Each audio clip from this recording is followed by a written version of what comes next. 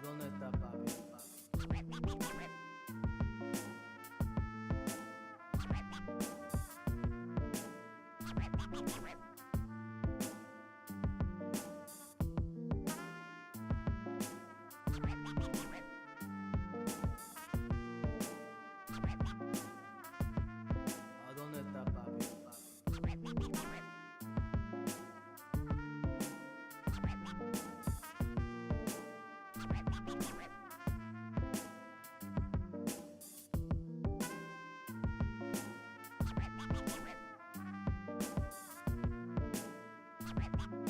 dónde está papi? ¿A dónde está papi?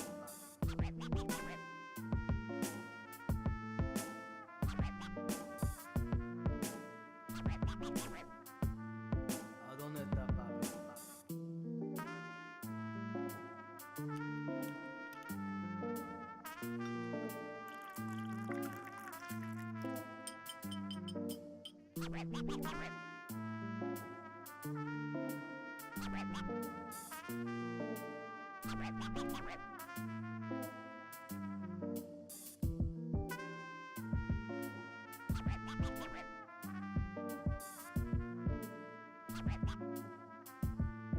¿A dónde está papi?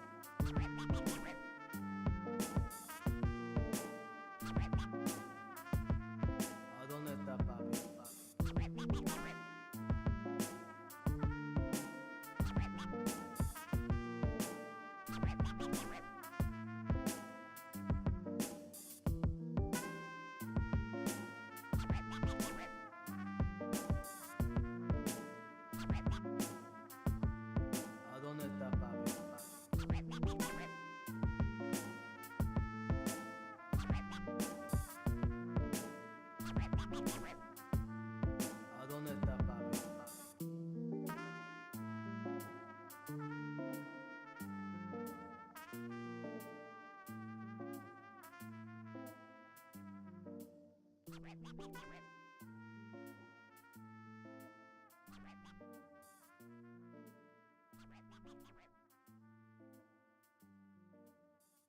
dónde está papi?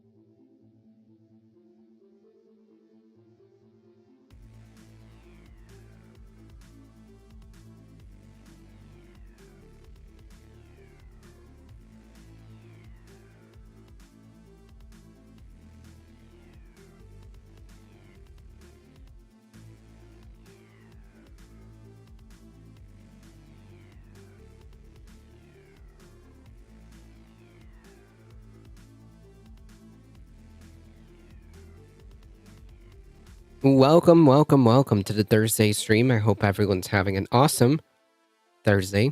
Welcome, everybody. Mayhem Hippie, Maple Leaf Dragon, Heat 420. How's it going? What is up, everybody? Welcome. Howdy, everybody. Today, we've got a few things to go through.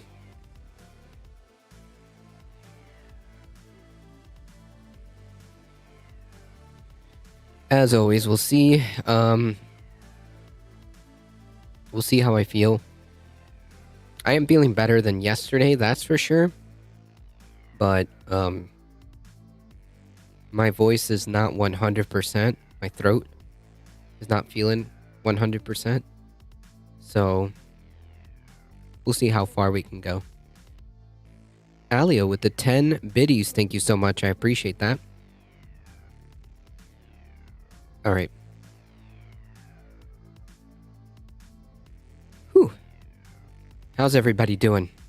Hello, old friend. 2 days in a row. That's pretty good. I feel like the bottom of compost pile that's mostly cabbage, asparagus, and pea pod waste. Yikes. I felt like that, I felt like that during COVID. That's for sure.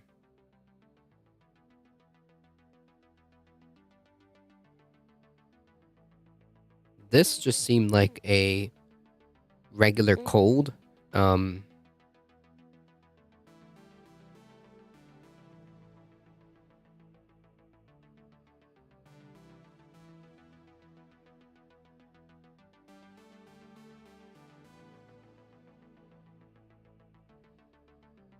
Nothing like what I felt.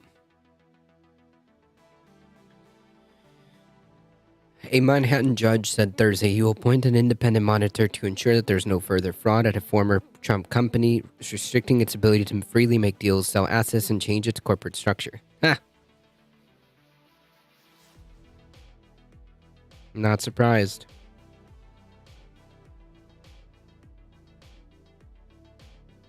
Con man's gonna con. What can I say? Con man is gonna con.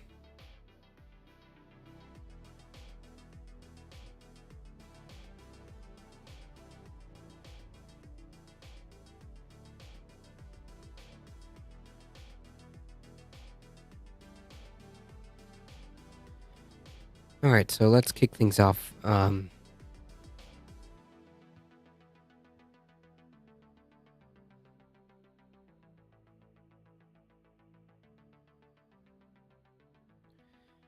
So, most of you probably already heard the speech yesterday, so we're gonna play it. But the point of the context of playing the speech is to go over this nonsense article. So, I guess we should start with the headline, right? I guess we should start with the headline. Biden suggests that voting for Republicans is a threat to democracy. So that's the kind of image that we're getting, right? Biden suggested voting for Republicans is a threat to democracy. Which this isn't exactly false, but that's not actually what Biden said.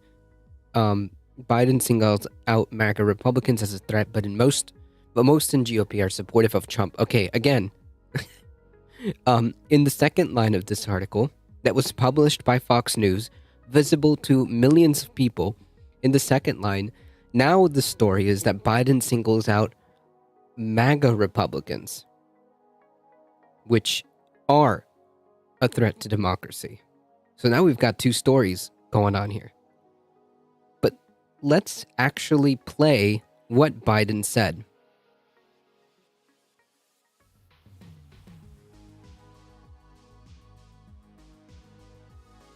Voting for current crop of Republicans, I agree. I agree, but my point is that it's incredibly misleading. And it's made to give this feel that they're attacking you. Fox is gonna fox. True. True, Fox News.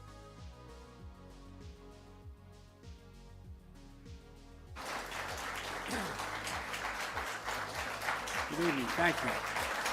Please, thank you. Good evening, everyone. Just a few days ago, a little before 2:30 a.m. in the morning, a man. So, while it is, oh goodness, while it is true that voting for Republicans are basically surrendering whatever semblance or even whatever thin veneer of a democratic, democratic institutions that we have, whatever thin veneer that's left of that, will effectively be done if we continue to let Republicans win. But yeah, let's hear what he actually says. A man smashed the back windows and broke into the home of the Speaker of the House of Representatives, the third highest ranking official in America. He carried in his backpack zip ties, duct tape, rope, and a hammer. As he told the police, he had come looking for Nancy Pelosi, to take her hostage, to interrogate her, to threaten to break her kneecaps. But she wasn't there. Her husband, my friend Paul Pelosi, was home alone. The assailant tried to take Paul hostage. He woke him up. He wanted to tie him up. The assailant ended up using a hammer to smash Paul's skull. Thankfully, by the grace of God, Paul survived. All this happened after the assault, and it's hard to even say. It's hard to even say. After the assailant entered the home asking, "Where's Nancy? Where's Nancy?" Those are the very same words used by the mob when they stormed the United States Capitol on January the 6th, when they broke windows, kicked in the doors, brutally attacked law enforcement, roamed the corridors, hunting for officials. The Dem messaging is structures trying to imitate the extreme right propaganda with obvious poor results. Yeah, like the effective way of combating this is just like really the best way to deal with this is honestly just pass good policy, right? You can't beat that. You can't beat results that people can see with their eyes, or better yet, feel in their pockets, right? Easy to find out that Nancy was in D.C. No one said they were smart. They're not. They don't send their best, my friend. They don't send their best. And erected gallows to hang the former Vice President Mike Pence. It was an enraged mob that had been whipped up into a frenzy by a president repeating over and over again the big lie that the election of 2020 had been stolen. It's a lie that fueled the dangerous rise in political violence and voter intimidation over the past 2 years. Even before January the 6th. This is true, by the way. We've gone over multiple reports up until recently, yesterday. There had to be a judge, a court order banning armed vigilantes, domestic terrorists, from intimidating people at drop boxes. Yeah, this is all because of the bullshit that these people are perpetuating. We saw election officials and election workers in a number of states subject to menacing calls, physical threats, even threats to their very lives. Yes. We've gone over multiple reports. We've gone over multiple reports of election officials resigning, refusing to continue to work because of all the threats, not just to themselves, but to their families too. This is not a joke. In Georgia, for example, the Republican Secretary of State and his family were subjected to death threats because he refused to break the law and give in to the defeated president's demand, just find him 11,780 votes. Just find me 11,780 votes. Election workers, like Shay Moss and her mother Ruby Freeman, were harassed and threatened just because they had the courage to do their job and stand up for the truth, to stand up for our democracy. This institution, this intimidation, this violence against Democrats, Republicans, and nonpartisan officials just doing their jobs are the consequence of lies told for power and profit, lies of conspiracy and malice, lies repeated over and over to generate a cycle of anger, hate, vitriol, and even violence. Yes. My problem here,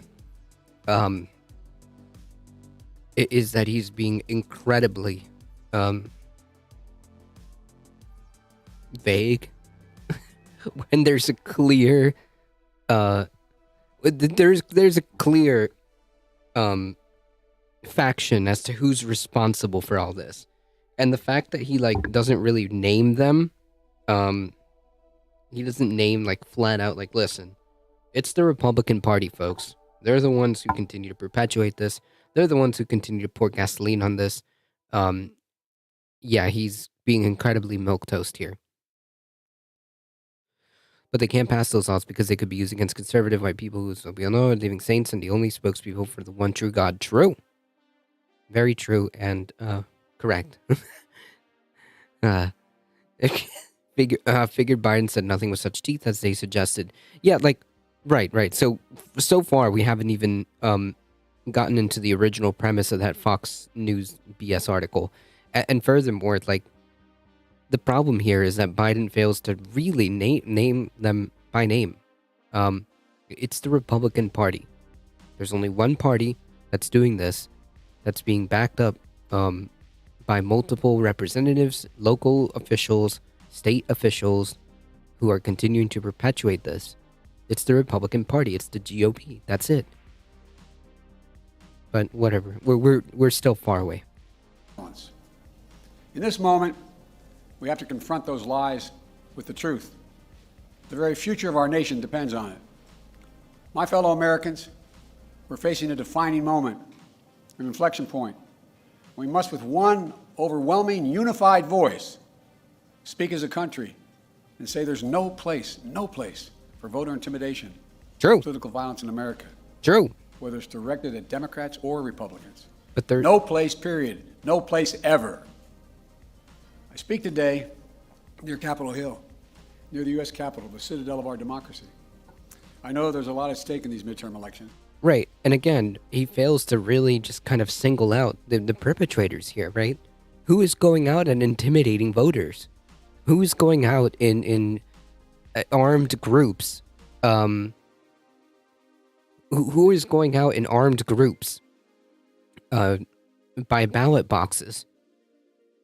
Touring news. Welcome, everybody. Rating with a party of 29. Welcome to the early one. Howdy. Welcome, everybody. Welcome.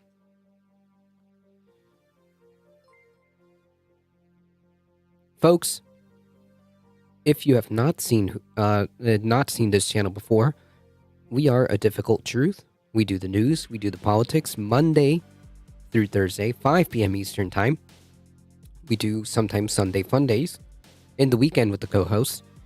I appreciate all of you folks hanging out here. Thank you, Touring. If you guys haven't already, or don't know, or haven't followed, make sure. I just came from Touring News. Nice. Make sure you go to twitch.tv/Touring News. Good peeps, all right? You'll learn a thing or two, or three. So definitely go follow twitch.tv/Touring News.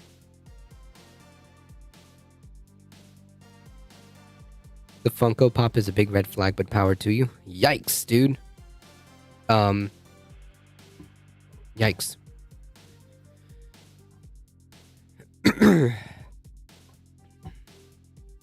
Have you got a bug? I think it's a cold. I think it's a cold.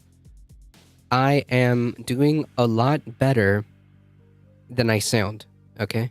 Yeah, just today's the raspy voice is just a temporary perk. There you go. I hope the stream is going well today. Thank you. I appreciate that. Welcome, Awesome Jossum. Appreciate it. They're threatened by words, but they don't understand. So they have to be armed 24/7. True. Afraid of their own shadow. But the point being is that which groups are the ones who are the violent ones, right? Who are doing political violence? Which groups are literally threatening the family members and threatening election officials? I mean, it's the Republican Party, it's the conservatives, it's the GOP. That's it. That's my problem with this year, because Biden isn't really nailing them by name.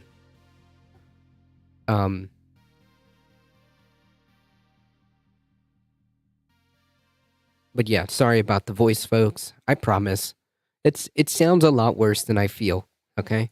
It's just that my throat is pretty shot, but it'll be alright. Alright? It'll be alright. We'll just see how far we can go. I do support Biden and Harris, but with the support team mentality, even if Dems win, Republicans will be committed against. Yeah, so again, it's what they think is irrelevant, because they're not going to support anything, even if it's good. Even if it's good for the country, the Republicans aren't going to support it. So we can't count on them. The only thing we can do is get more of, is to make them lose. That's it. Yeah, Dark Brandon unfortunately went back to the basement. He had his moment. He had his big moment. And you could tell it was a big moment because the right wing got super ass mad. And then, we have this. He should have been even more stronger in this one, because you cannot ignore what's been happening, right? I mean, for the folks who have been here long enough, and for the folks who just kind of follow the news, right? It's very obvious what's happening. And more importantly, it's very obvious who is doing this. Even if the Dems win, the MAGA will scream fraud. Yeah, that's the standard procedure now. We can expect now going forward, we can expect now going forward that every election they don't win is going to be challenged as fraudulent, because that's just the new procedure, right? To continue to just chip away at whatever semblance, a veneer of democratic systems or democracy that we have. They plan to just do away with it all if they could. Did the Dems not scream fraud in 2016? Not to this degree, my friend. Once the election results happened, and once the election results were in, Hillary Clinton conceded that night. And that's it. Hillary Clinton conceded that night. Next question. Nice whataboutism, though. I love how you can't really face, the topic at hand. But nice try. Nice try. Nice try.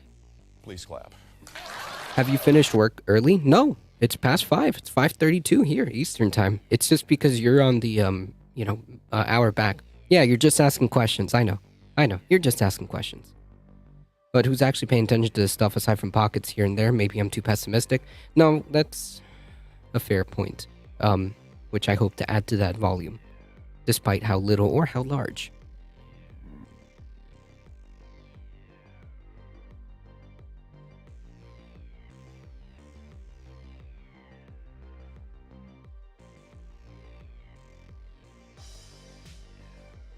Anyways, so we're going over this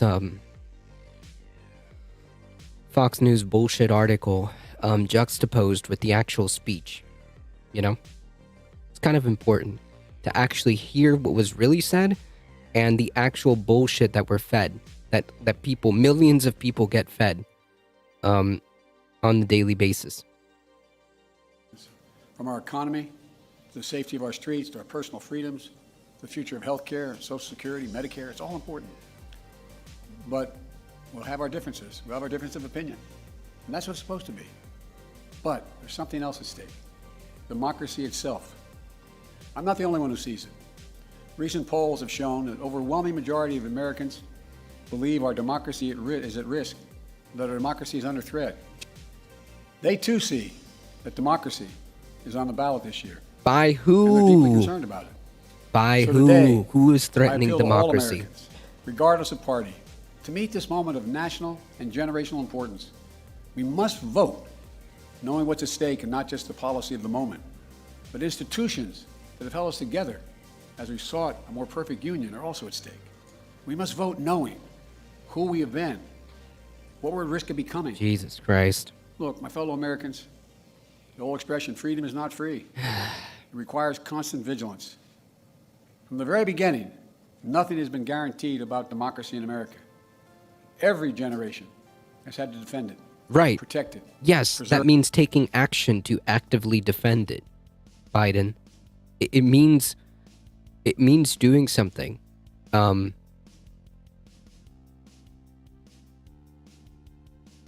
It means doing something, not just like, well, just go vote. It struck me as paradoxical. How can you cast a vote against democracy? Because if you vote for the party that actively wants to destroy democracy, it is a vote against democracy. It's not really that paradoxical. A difference of opinion is one thing. Cult following lost. Yeah. It's yeah.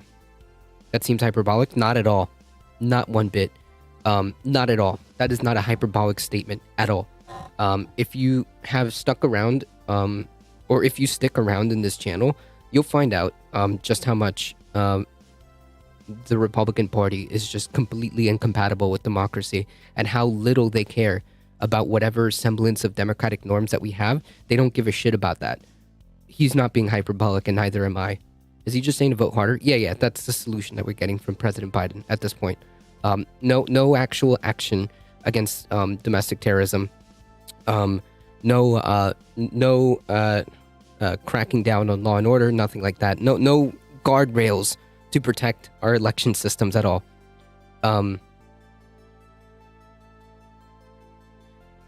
Every election in my life has been the most important election of lifetime. It's always democracy at stake. No, this time it's actually literally that way. The current status of the Republican Party is just fundamentally incompatible with the democratic norms. It's just incompatible. Period. Full stop. There's no way that you can convince me that the current Republican Party, the way they've been acting, there's no argument that you can put forward that would make me think otherwise. That there's some kind of like, at the very least, that they would accept some sort of democratic norms. They don't. They don't. I don't care what you've been told every other election. You focus on this one. You focus on what's at hand. You deal with the cards you've been handed. That's it. Okay? That's all we can do. You play with the cards you've been dealt with. It's 100% significantly gotten worse, yes. Once they have the majority, there's nothing to prevent them from just changing the laws. Yep. Yeah. Biden did have the speech. Did have the speech of the Republicans versus Republicans. Do not write Biden's. I do not write Biden's speeches. No, I don't think so. He should have been more dark Brandon. If there was ever a time, like right before the midterms too, if there was ever a time, if there was ever a time to go like full dark Brandon, this would have been it. But whatever, we'll continue. Choose it. For that's what democracy is. It's a choice, a decision of the people, by the people, and for the people. The issue couldn't be clearer in my view. We, the people, must decide whether we will have fair and free elections, and every vote counts. We, the people, must decide whether we're going to sustain a republic where reality is accepted, the law is obeyed, and your vote is truly sacred.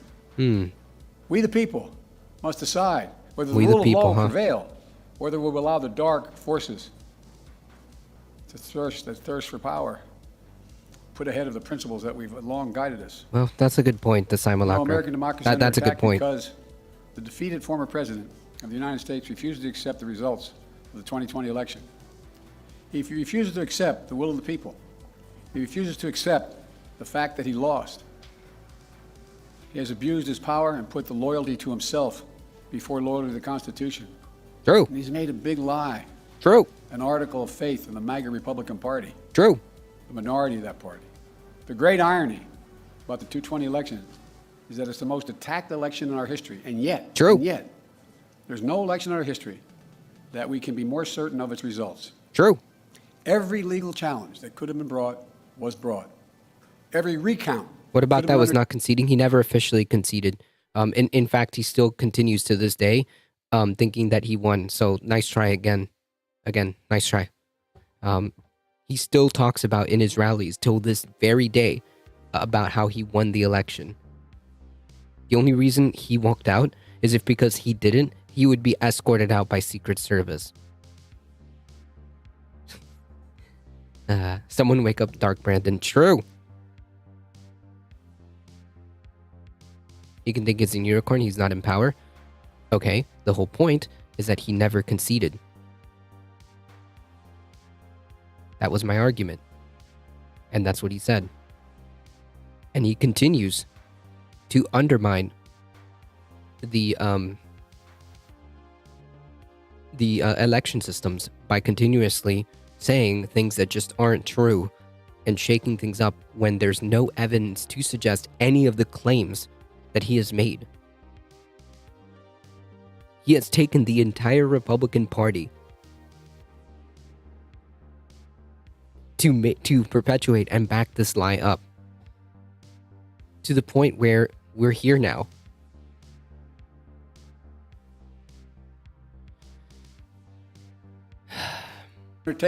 Was undertaken. Every recount confirmed the results. Wherever fact or evidence had been demanded, the big lie has been proven to be just that. True. Biden needs to speak in simpler terms and be more direct. So worried about hurting feelings, he can't just come out and tell people exactly what's happening. True. Jesus, I wish I could have just said that from the beginning. Thank you, Sharpie Diesel. Honestly, that's probably the best way of putting it. I really wish I could have just come up with that couple of sentences. Really, that's it. That's exactly the perfect way to encapsulate my feelings right now.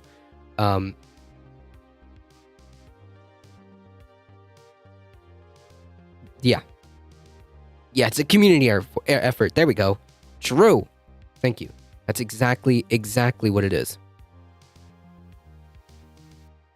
A big lie. Every single time. Yet now, extreme MAGA Republicans aim to question not only the legitimacy of past elections, but elections being held now. True. Into the future. The extreme MAGA element of the Republican Party, which is a minority of that party, as I said earlier. Nope. But it's its driving force. Wrong. It's trying to succeed. What? No, dude. The MAGA movement is the Republican Party.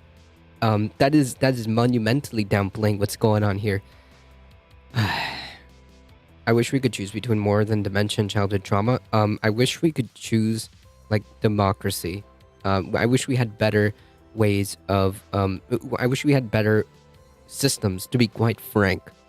I wish we had more democratic systems than we currently have. But we don't. Are there unextreme MAGA Republicans? Yeah, there's no such thing. Like, Republicans are MAGA. MAGA is the GOP. That's it. They're indistinguishable because the people who are MAGA are super MAGA. The GOP that isn't will always still back their policies. They will still back their policies anyways. I mean, like, even Liz Cheney voted over 90% along with Trump. Like, even her was overwhelmingly majority supporting his policies and his, agenda. So it makes no difference to me. They're all the same. We don't have a democracy in the first place. We have a very, very, very thin veneer. We have like a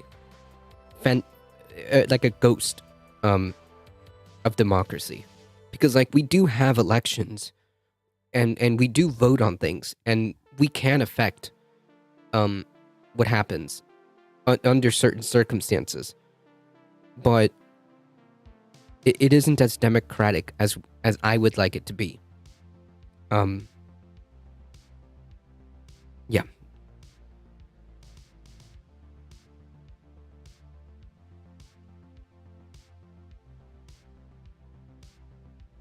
Yeah, but like a fool's gold leaf of democracy. There you go.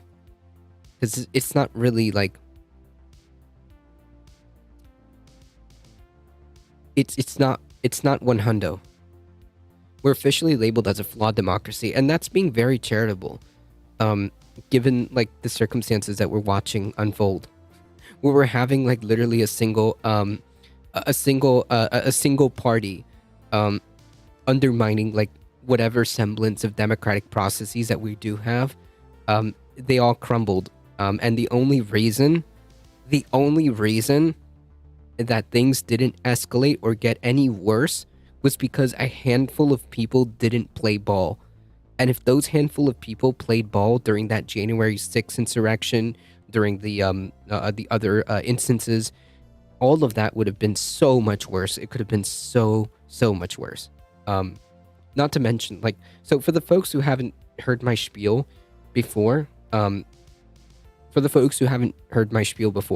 for you to have some sort of like to gauge the health of your democracy, or in my opinion, this is just my opinions. For you to gauge the health of your democratic systems, you need three things. You need strong institutions, meaning the institutions that are in place are working as designed or as intended, right? Clearly here they are not. You must have transparency. In other words, you have to know what the heck is going on. In order for a democracy to function, you have to have transparency, or enough transparency so that people understand what's going on. And the third pillar is inclusivity. And that means people need to participate. If people don't participate, that is not a good sign. And we see that here in the United States, just how apathetic people are, because they don't feel like their voice is being heard, because, well, it's not. So yeah, these three things are usually what I use to gauge the health of a democracy, if you want to put it to the test. And the U.S. is failing on basically all of them. I do not want my democracy to hang on the moral judgment of Mike Pence. True. Like I said, it was hanging on by like the handful of people in the right positions choosing not to do it, choosing not to go along with like Trump's nonsense. Mike Pence will definitely be running. You think so? You think he'll run? That'll be interesting. Although I don't know how much how far he's gonna get. Maybe. Where they failed in 2020 to suppress the right of voters and subvert the electoral system itself. That means denying your right to vote and deciding whether your vote even counts. But who is Instead of doing waiting this? until an election is over, who is wanting to well push before it. things like this? They're starting now. They've emboldened violence and intimidation of voters Who? and election officials. Who? It's estimated that there are more than 300 election deniers on the ballot all across America Are this year. Republicans, You can't right? ignore the impact this is having on our country. These are all Republicans. All these 300 and plus officials that are running for very important positions in office, in local elections and state elections, arguably even more important than say like some of the federal races. Some of these local elections about who is controlling your board of elections or county board of elections and whatnot are arguably more important right now than some of these like federal elections. I didn't say he'll win. No, I'm just saying like I don't know if he'll throw his hat in the ring because he's like so unpopular. We'll see. You might be right. I might eat my beanie. Superstar New York AG announced that a major victory against Trump as the judge rules in her favors and orders him and the Trump organization to immediately cease engaging in fraudulent business practices. Yep. Isn't Biden the head of the Democratic Party technically? Just say it. Yeah, he is technically. He is the face, and for all intents and purposes, he's the leader of the Democratic Party at this time. And yeah, I would say that he definitely needs to go like Super Saiyan Dark Brandon and just be like, look, bro, the Republicans are fundamentally incompatible with democracy. Okay? I can't put it to you any more clearly than that. They're fundamentally incompatible with democracy. And the more they win, the worse it's going to get. Okay? Look what happened when they won elections and they got to appoint 3 Supreme Court justices. Look what happened when they basically made a mess of the judiciary system. Okay? Look at all the laws they want to pass. Do you think it's going to stop at Roe v. Wade? Do you think it's going to stop? And unironic, unfallacious, non-fallacious, a non-fallacious slippery slope. Do you think that they're going to stop at Roe v. Wade? No. They already told you. They already told you so. They're not. This is not going to stop. And you know who these people are. They're the Republican Party. The Republican Party has consistently shown itself to be just incompatible with democracy. That's it. It's plain and simple. Their actions, their intimidation of election officials is enough. That right there is enough. That is legitimate domestic terrorism. That's legitimately domestic terrorism. If you're going out there intimidating election workers, if you're going out there with armed groups around ballot boxes, that's domestic terrorism. The real goal and desire is to abolish the separation of church and state. True, that's another, yep. Yep. Because they, again, Hambalis, that's exactly correct. But that is all predicated on that fact that they fundamentally don't believe in democracy. They don't want that. They want sole control. They think that this is a theocracy. This is going to be a theocratic Christian authoritarian, a theocratic authoritarian state, right? That's what they want. They can and they will do this. So it's pretty much that simple. It's that simple. Gone full dark ADT, exactly.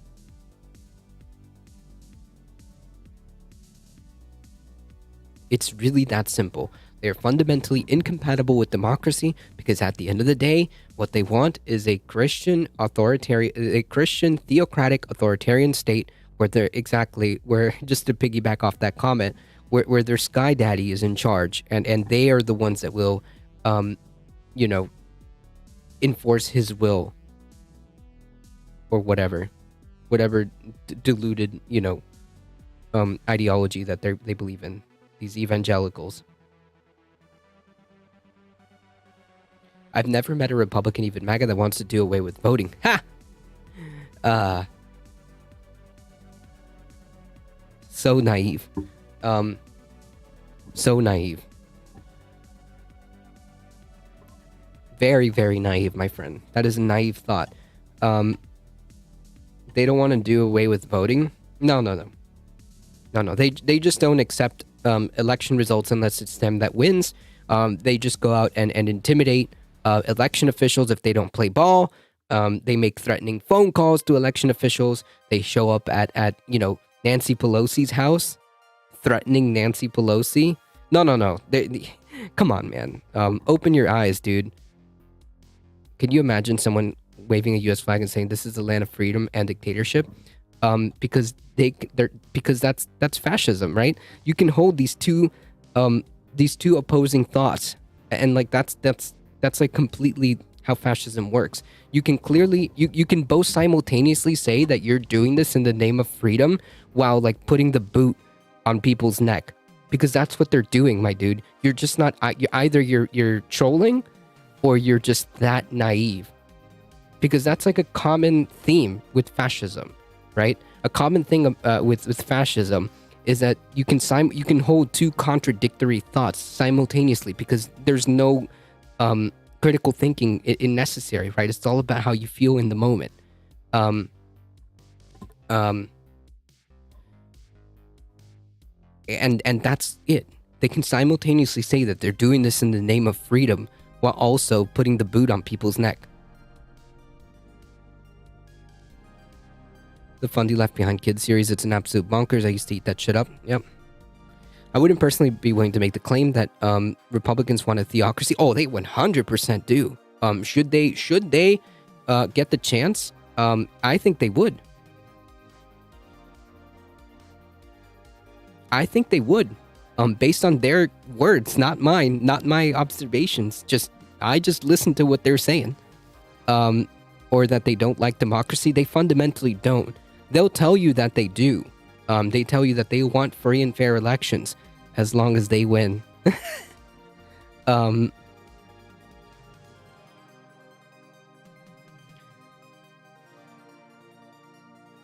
Right, it's only freedom if it's what they say. Right.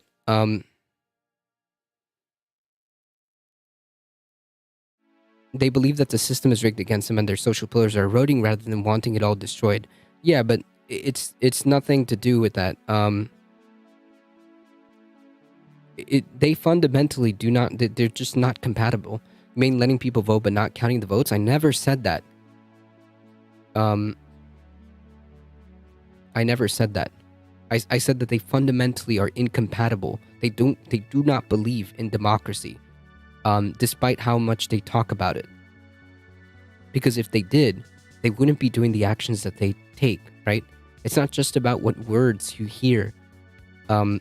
It's also the type of actions that they take and why they take them.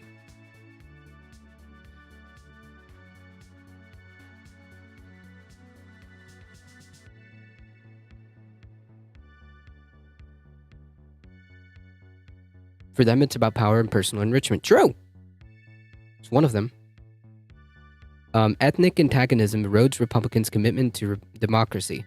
Growing partisan polarization, Democratic backsliding in various parts of the world raise concerns. Yes, true. Right, but like, this fundamentally is incompatible with democracy, right? This statement right here, is fundamentally incompatible. So they're admitting, whether they realize it or not. Again, this is the whole idea of being able to hold a simultaneous two completely contradictory thoughts as both being true, and hold them completely salient in your head. You can both say like, damn, I feel like the traditional American ways of life is disappearing, whatever that even means. Like, the traditional way of American life has always been a melting pot. It constantly changes and moves and evolves. It's a society that we may need to use force to save it. So at the point of a gun, we may need to get violent. Okay. Ignore the rhetoric and look at their actions. Exactly. Yeah, it's exactly what I just said. Yeah.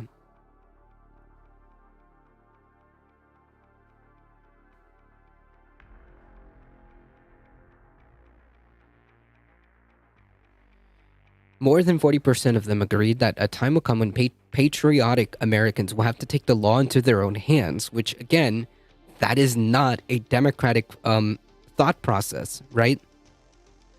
No,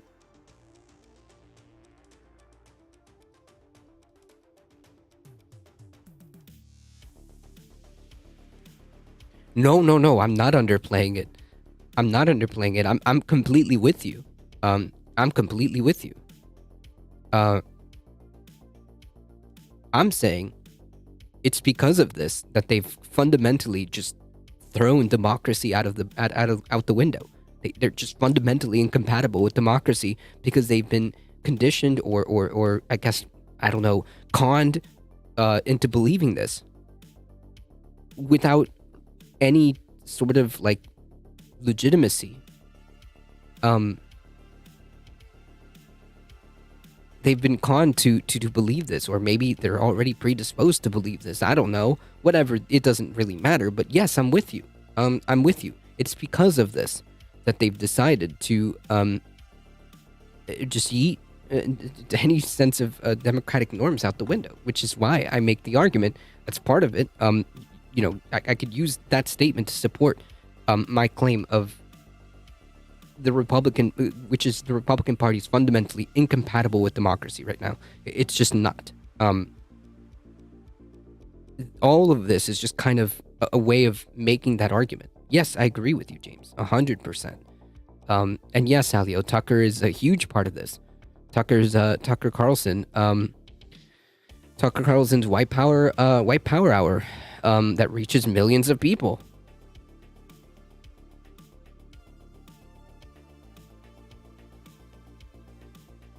They want an autocratic. Yeah, they want a theocracy. Really, that's what it is. They want a theocracy. God will, God. This is a Christian nation. Dang it, and God will rain judgment from above. Like you know how many times I've heard that? Yeah, this is what they believe. It's a death cult. It's a death cult. Anyways. This is great stuff. In fact, I encourage people to read the full thing. I've got to, take some time to read the full thing. I'm not necessarily their actions don't undermine democracy. They absolutely do. It's just more of understanding what really drives them. Oh yeah, no. This is definitely a factor. This is definitely a factor as to why I believe that they don't believe in it. I don't think that most Republicans want democracy destroyed. I think that when push comes to shove, they clearly show that they would yeet it out the window, right? As you just mentioned. When push comes to shove, they just yeet it.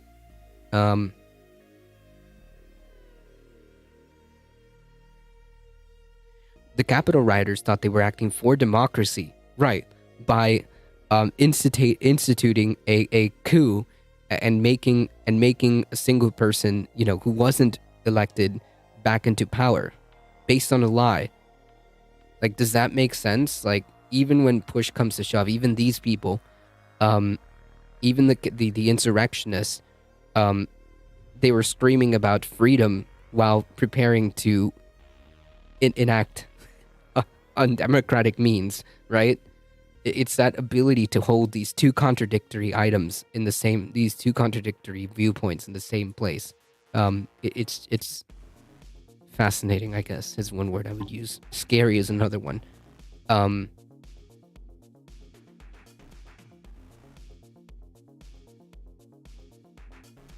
Which is interesting because men would then be making the policies, not God.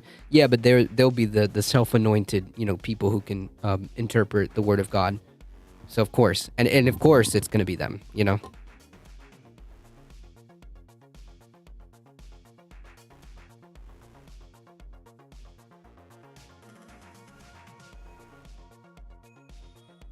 All right. Come on, lukewarm. Not dark Brandon, but like light gray. Light gray Brandon. All right. Let's go, light gray Brandon. It's damaging, it's corrosive, and it's destructive. And I want to be very clear. This is not about me. It's about all of us. It's about what makes America, America. It's about the durability of our democracy. Where democracies are more than a form of government. They're a way of being, a way of seeing the world, a way that defines who we are, what we believe, why we do what we do. Democracy is simply that fundamental. We must, in this moment, dig deep within ourselves and recognize that we can't take democracy for granted any longer.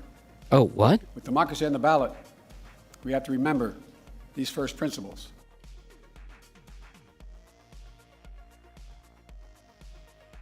If the three of us have it, we can all have the same. Whoa! Stop it. The climate book. We saw. Oh, this is pretty cool. How do I save this? Bookmark. Bookmark this tab. Done. All right. Well, I know what I have to do tonight. Ha! Oh shoot! Did I just?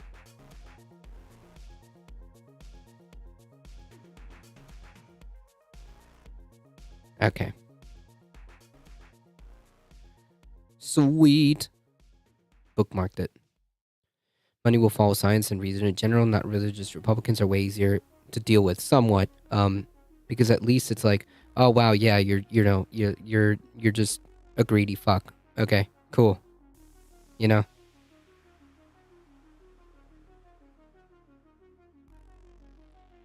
not the you're in a literal death cult that wants to bring us all down kind of deal.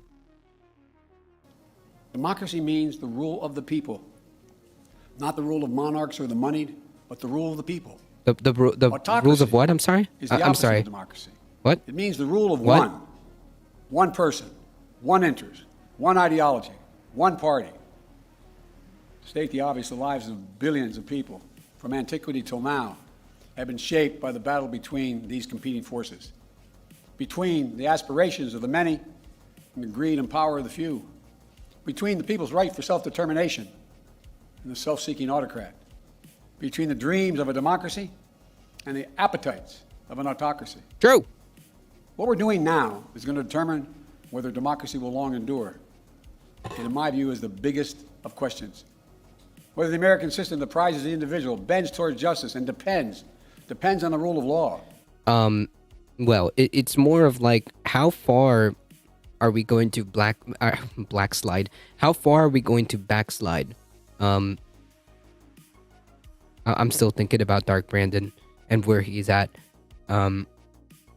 How it's basically the question of like these midterms and this 2024 election is really going to be about like how much of a backslide are we going to end up with, and that will depend on how much or how little Republicans win, right? Because like, man, if there was like a miracle scenario where the Democratic Party manages to hold the House and hold the Senate, then we can, start dealing with like Democrats' incompetence, like a little bit more head on. Why is it corporations tend to side? It's why corporations tend to shy away from MAGA. It's not out of morals. It's MAGA. It's horrible for business. True. Whether that system will prevail. This is a struggle we're now in. A struggle for democracy. A struggle for decency and dignity. A struggle for prosperity and progress. It's how close Struggle or for how far do we end up on the you are here at fascism point. that's basically what we're gonna see in this midterm and the presidential election. We're gonna see like you are here in fascism. We'll see where that point ends up. The very soul of America itself. Make no mistake, democracy is in the ballot for all of us. We must remember that democracy is a covenant. We need to start looking out for each other again. And we must remember that it's seriously the Republican Party is the one that's like basically leading this. It's singularly the Republican Party who's completely on board with this idea of just like, eating results that don't make sense to you, because you are believing some con man who he himself doesn't even believe these claims. So yeah, it's the Republican Party. All right, there's a clear perpetrator here. Stop talking in generalities and stop vague posting, Gray Brandon. Seeing ourselves as we the Yeah, people, it's a cult. It's a not death as cult. entrenched enemies. This is a choice we can make. Disunion and chaos are not inevitable. There's been anger before in America. There's been division before in America. But we've never given up on the American experiment. We can't do that now. The remarkable thing about American democracy is this. Just enough of us, on just enough occasions, have chosen not to dismantle democracy, but to preserve democracy. We must choose that path again. Because democracy is in the ballot, we have to remember that even in our darkest moments, there are fundamental values and beliefs that unite us as Americans. And they must unite us now. What are they? Well, I think first, we believe the vote in America is sacred. To be honored, No, who's not we? denied. No, there's Respect- a significant chunk of the population that does not believe this. And more importantly, or worse, I should say, there's a entire political party that does not believe this. I'm just saying. Respected, not dismissed. Counted, not ignored. A vote is not a partisan tool. Be counted when it helps your candidates and tossed aside when it doesn't. Second, we must, with an overwhelming voice, stand against political violence and voter intimidation, period. Stand up and speak against it. We don't settle our differences in America with a riot, a mob, or a bullet, or a hammer. We settle them peaceably at the ballot box. We have to be honest with ourselves, though. We have to face this problem. We can't turn away from it. We can't pretend it's just going to solve itself. There's an alarming rise in the number of No, our we people can't pretend that it's just in going to this go country away. My condoning guy, political yo, violence. oi.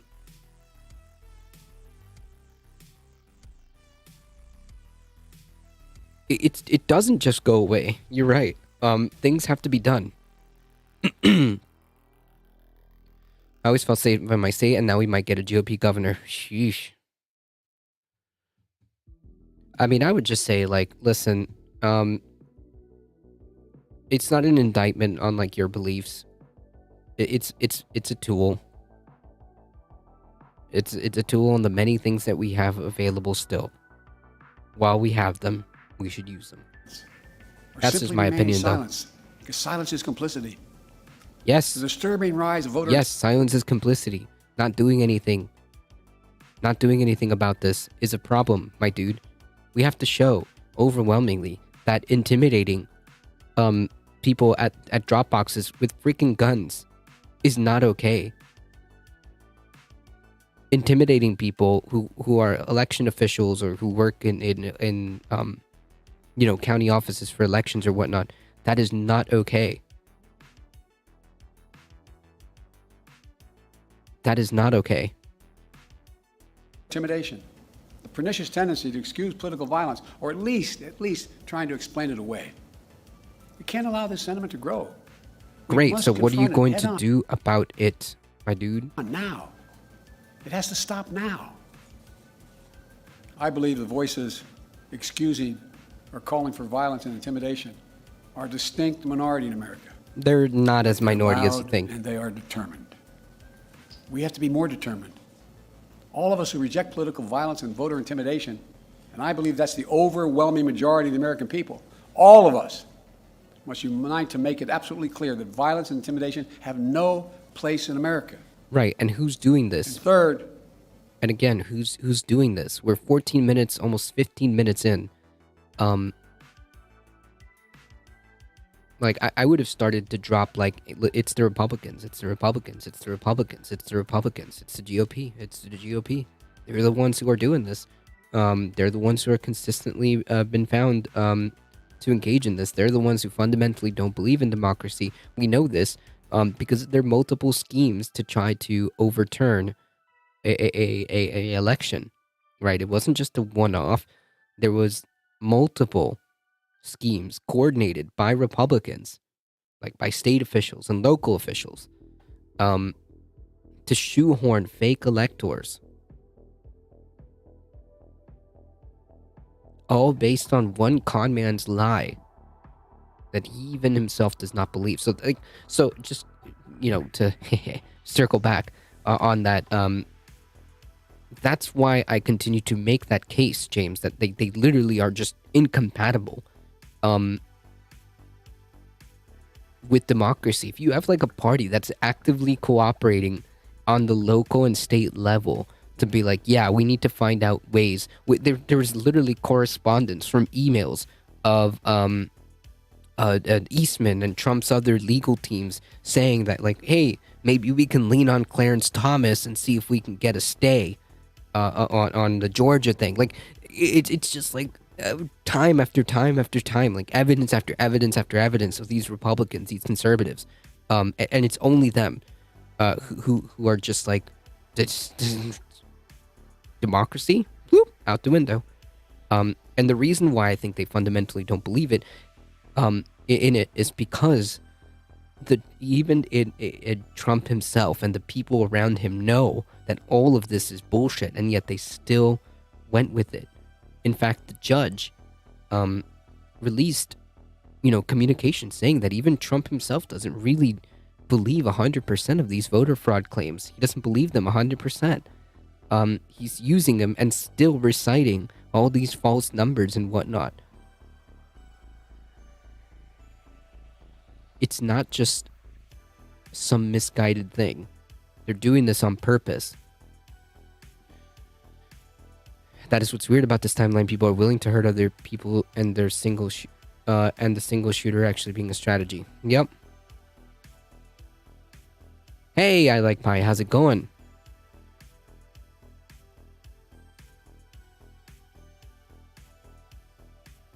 He listens to Obama too much. True. I mean, he's not wrong when he's talking about, like, democracy is legitimately on the ballot. There are legitimate threats to our democratic system. The problems is that he's not being very direct, and he's tiptoeing. He's tiptoeing, as people in chat pointed out earlier, to protect people's feelings. And by people, I mean the GOP. When the dark Brandon comes out, it's when we hear the true Biden. He believes in bipartisanship, but he still believes the GOP is the GOP of the 90s. It isn't. He puts too much faith in the system, right? Because he is of the system. He is a product of the system. So of course he believes in it. He sees no reason to change it fundamentally, as he himself stated.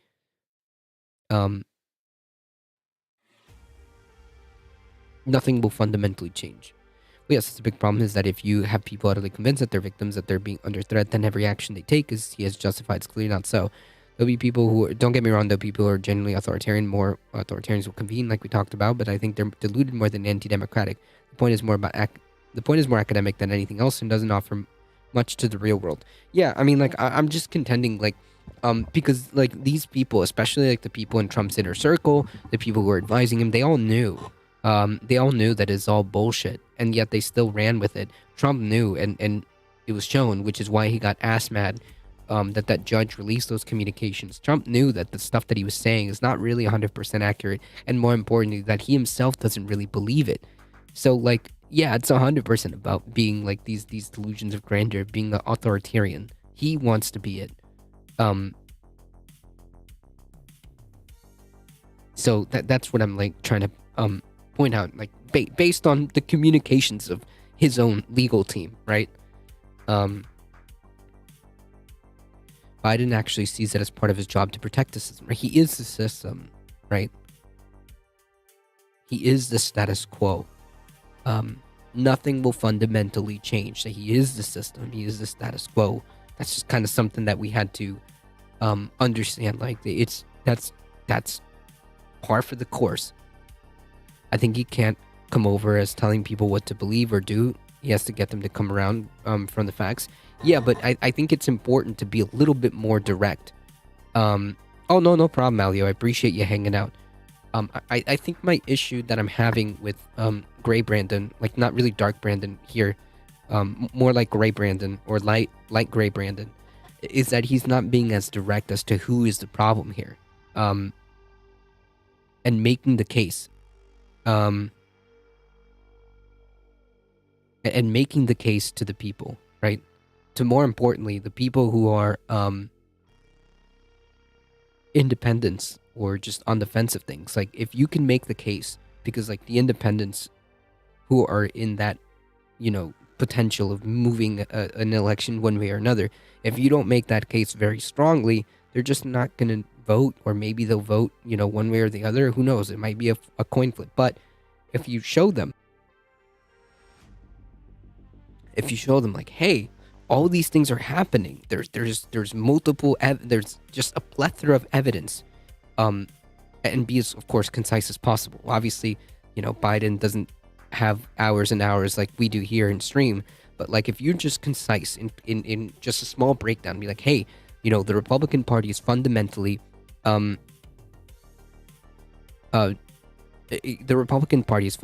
incompatible with democracy, and here's why. In the 2020 election, there was multiple schemes by the Republicans, completely known to them, that all of this claims of voter fraud was BS, of all of this litigation that they did had no merits whatsoever. They had no evidence to back that up, and yet they still pushed all this nonsense, coordinated in multiple states to shoehorn fake electors.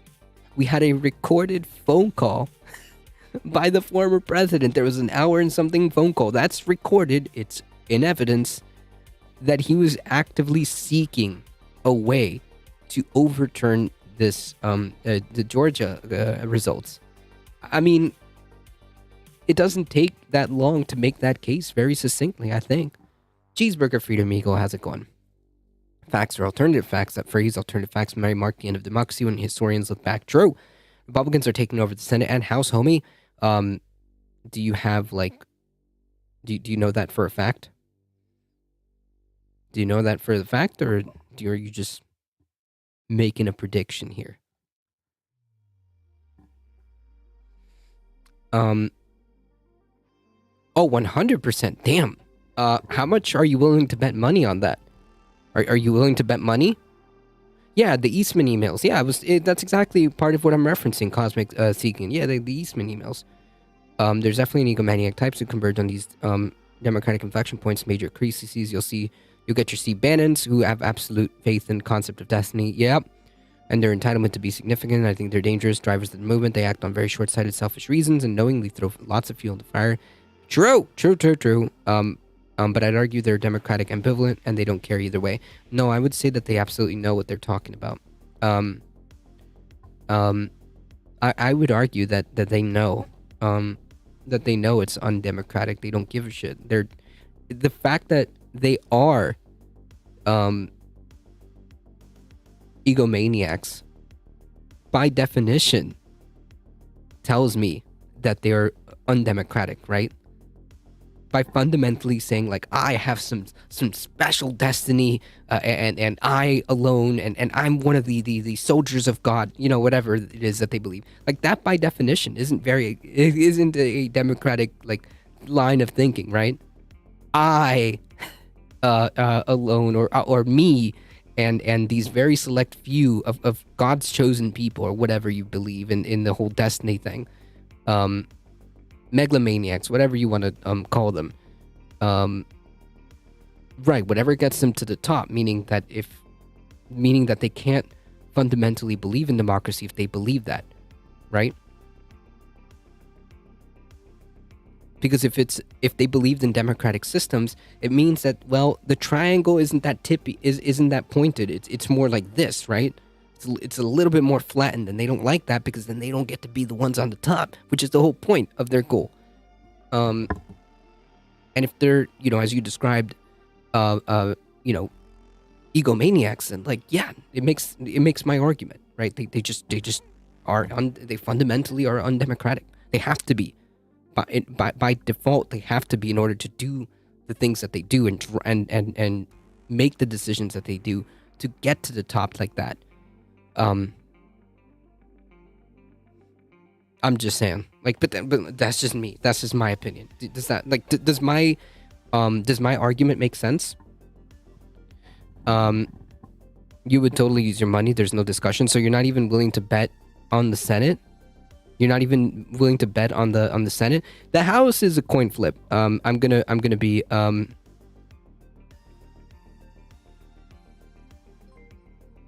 I'll concede the House is a little bit more of a coin flip. With the Senate, we'll see. I think for people like Bannon, they only care what gets them to... Oh, yeah. Aren't all the elites who try to run government Democrats? No. The news? No. The news are businesses, my dude. They're not Democrats. Democrats aren't running the news. Are you okay? How is the Democrats running the news if the news are private entities who are designed to turn out profit? Maybe, aren't the news following the... I don't know what that even is. And I don't know what your previous... So now you're claiming that the news is following a liberal agenda. What does that even mean?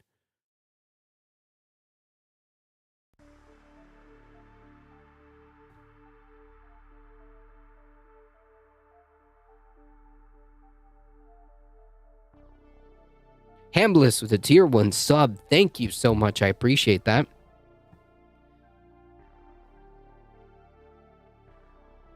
Does this look like...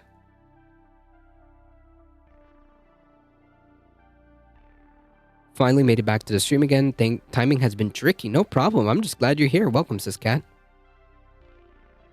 Here's an article literally saying that like billionaires spent record amount of money in the midterm elections.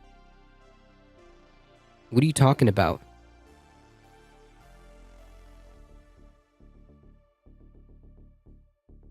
Like we're just watching the news, dude.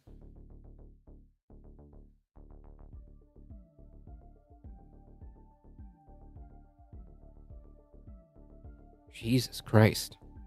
No concept of critical thinking before no concept of critical thinking whatsoever. Wait, so you're just admitting that the news isn't all just following the liberal agenda, dude? Why aren't you watching Fox News? I am, to debunk it. Hello, we're in a segment to debunk Fox News.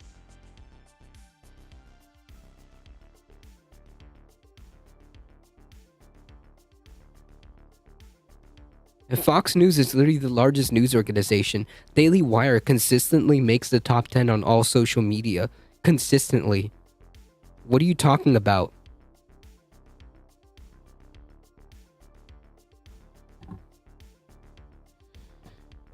%.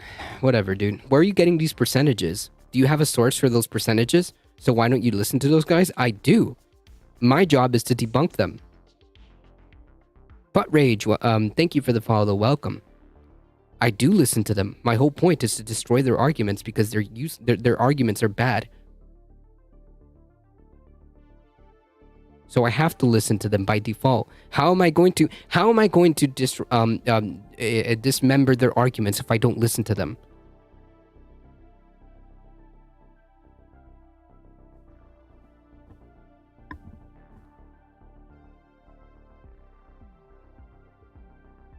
The whole point of this segment is to debunk this nonsense. This is a culture thing I'm talking about. Fortunately, we have a volunteer in chat to prove my point that these people see the world as under threat by domineering force who hold anti-traditional views that they're uncomfortable with. The worldview is driven by anxiety, not logic or philosophical belief. There's no coherence, just lashing out in fear. Yeah, it's all just based on fear. No doubt about it. That a lot of conservative ideology and conservatism is driven by fear. No logic. There's no actual like legitimate quarrels behind it. It's just all feels. It's literally all feels. Is like reading like something that that's just not your thing, my friend? Free Israel? Is reading just not your thing? Because James explained it to you. James explained it to you.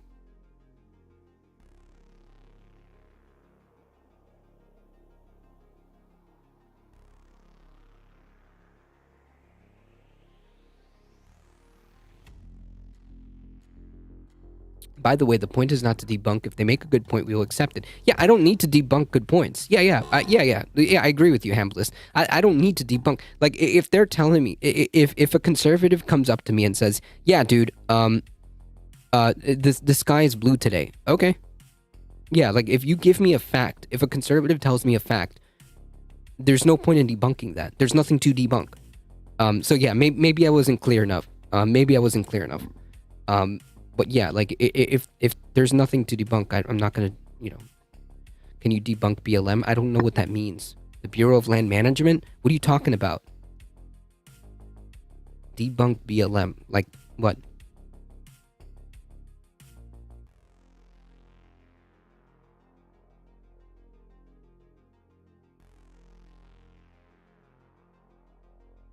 What is there to debunk? What are you talking about?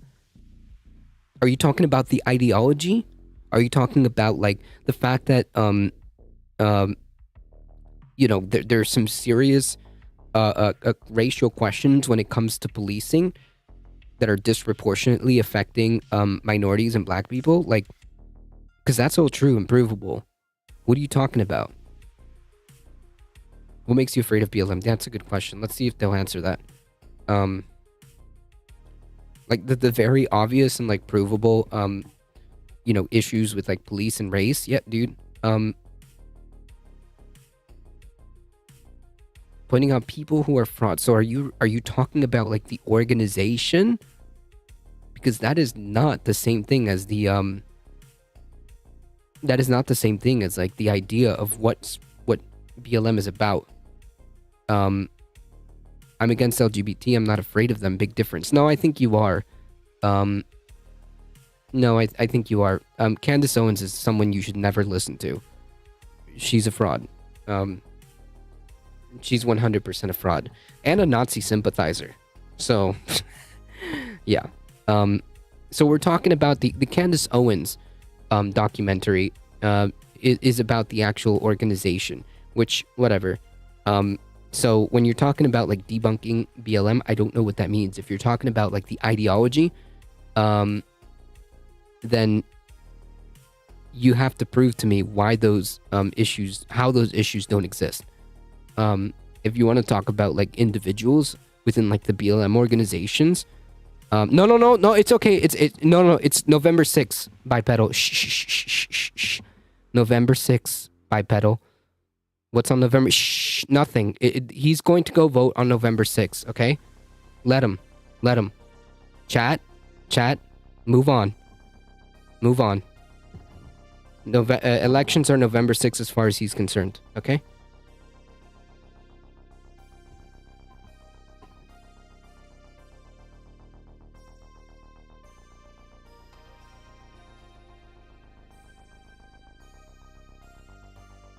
Absolute clown, doesn't even know when the actual elections are.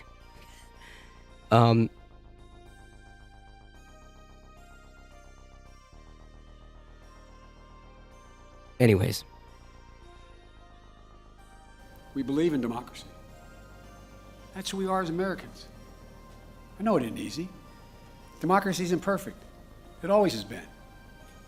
But we're all called to defend it now. History and common sense. I don't know, Hambliss. Judging by their past comments, I think it's obvious. Conservatism, folks. Not even once. Opportunity and justice thrive in a democracy. This is your brain on conservatism, folks. Just spewing out random nonsense and then trying to use Candace Owens as a source. Not in an autocracy. At our best, America is not a zero-sum society where for you to succeed, someone else has to fail. I promise America is big enough. It's big enough for everyone to succeed. Big incel energy, true. Every generation Wait, what? fail. In a democracy, not in an autocracy. At our best, America is not a zero-sum society where for you to succeed, someone else has to fail. But that's how it works here. Like how out of touch. Like this is an ideal world where somebody doesn't have to stomp on other people to succeed. But that's not how this works. Clearly, unfortunately, Biden showing exactly how out of touch. Just knowing whatever. Yikes, dude. He didn't have to go this way. He didn't have to go down this route. Yeah, dude, how do you think this society works? Well, America anyways. Part of the problem is because we are like this. What do you think capitalism encourages?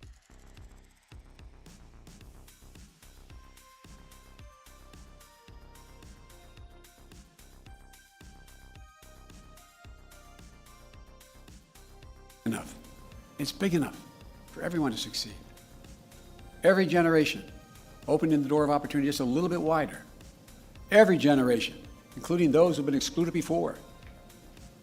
We believe we should leave no one behind because each one of us is a child of God.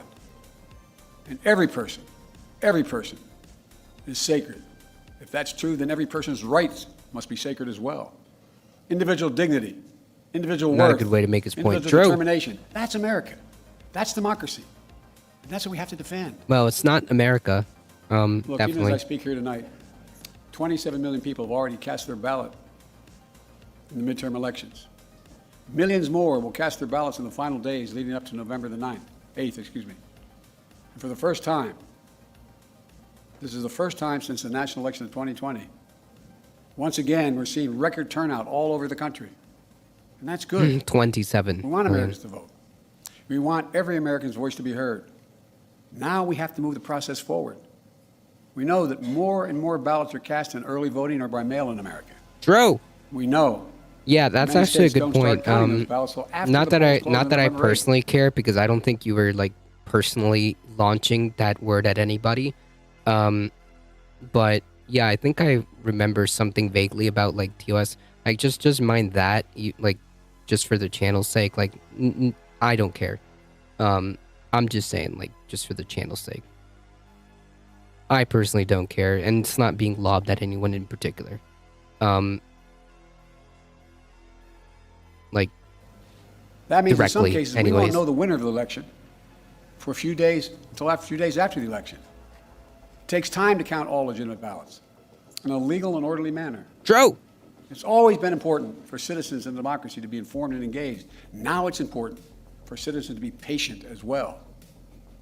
That's how it's supposed to work. This is also the first election since the events of January 6th, when the armed angry mob stormed the U.S. Capitol. I wish I could say the assault on Insurrectionists. our democracy had ended that day, but I cannot. As I stand here today, there are candidates running for every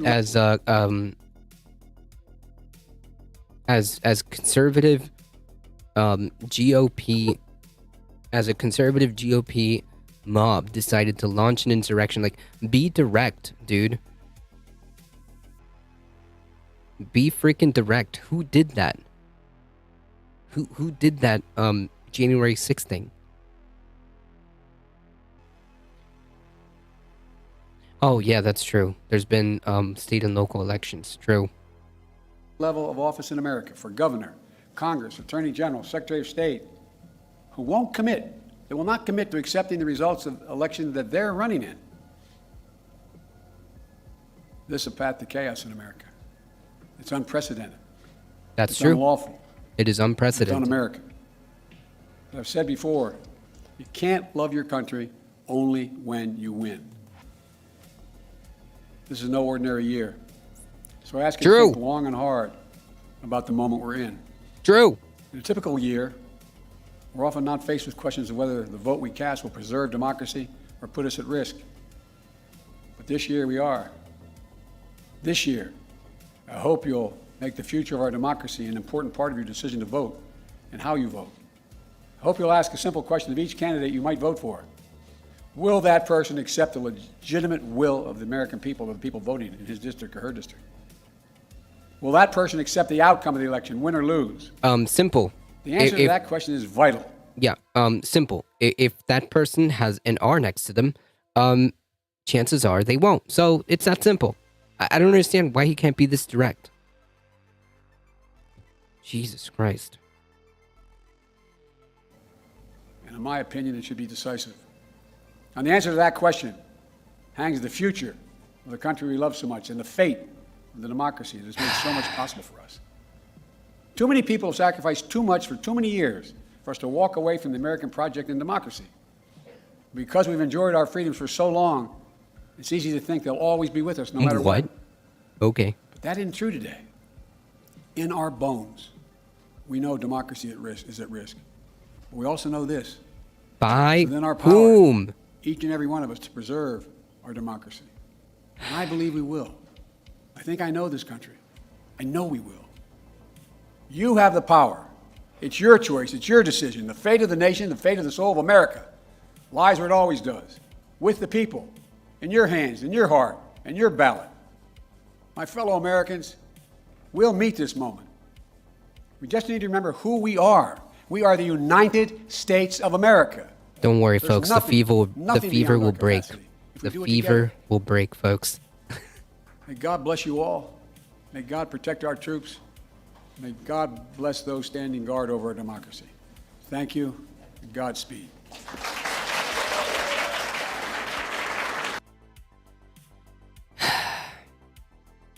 Okay. So we heard the speech, right? Cool. We got it. Excellent. This is the garbage that Fox News pumps out. Biden suggests that voting for Republicans is a threat to democracy. Biden singles out MAGA Republicans as a threat, but most in the GOP are supportive of Trump. Okay, is that relevant? So what if they're supportive of Trump? It doesn't mean that they're not a threat to democracy. Jesus Christ. President Biden urged Democrats on Wednesday. No, he urged... What? He urged everybody. He didn't urge Democrats. He urged everybody. Yeah, he's just saying to vote harder. If there's like a summary to the speech, it's like, dude, just vote harder. It'll be alright.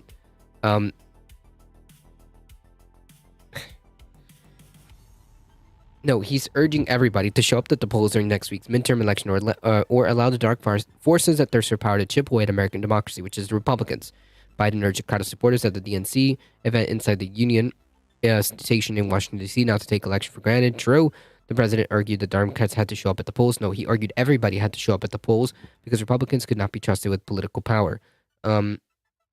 Yeah, because they can't. We're facing a defining moment with one overwhelming unified voice speak as a country. Yeah, like to have a unified overwhelming voice. He's not just saying Democrats, dude. He's saying everybody. There's no place for voter intimidation or political violence in America. It's being currently perpetuated by the Republican Party. During his remarks, Biden leaned heavily on the past rhetoric, painting the midterms as an opportunity to rebuff the GOP's political extremism, because it is. It's estimated that more than 300 GOP election deniers are on the ballot. He didn't say the GOP. He didn't say the GOP. That's what's so disappointing.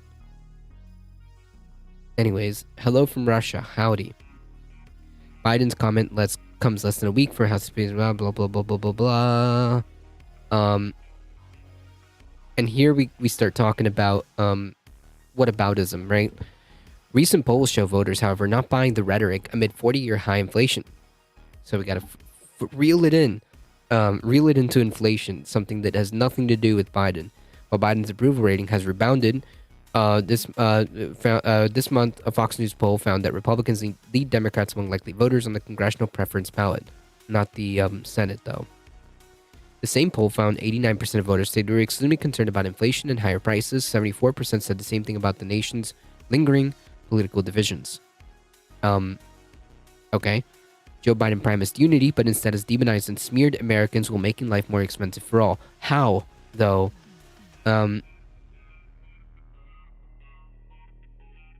How?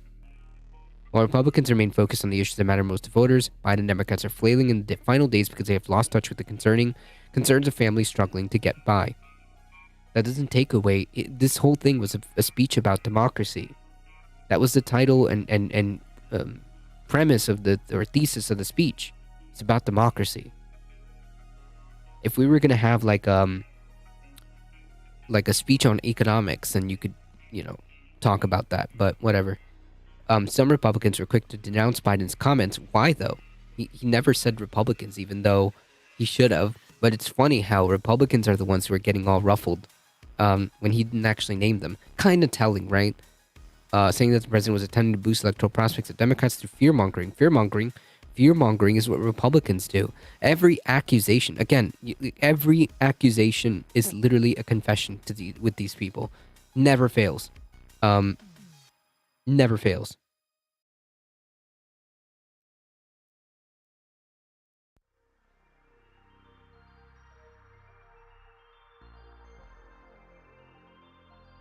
Never fails. Yeah, the talks about caravans, not fear-mongering at all. True.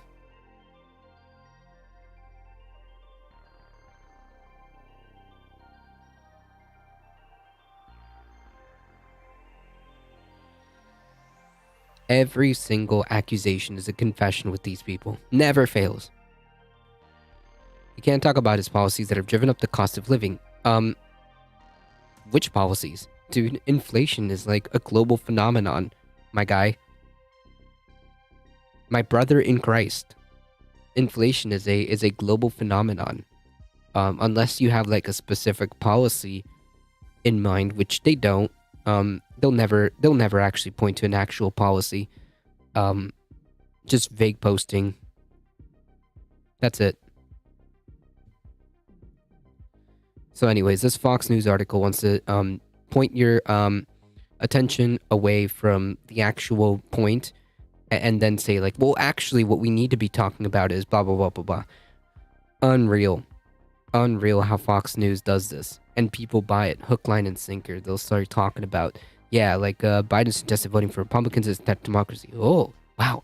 And then like right at the end, boom, bait and switch. Let's talk about inflation that, Brandon caused, right?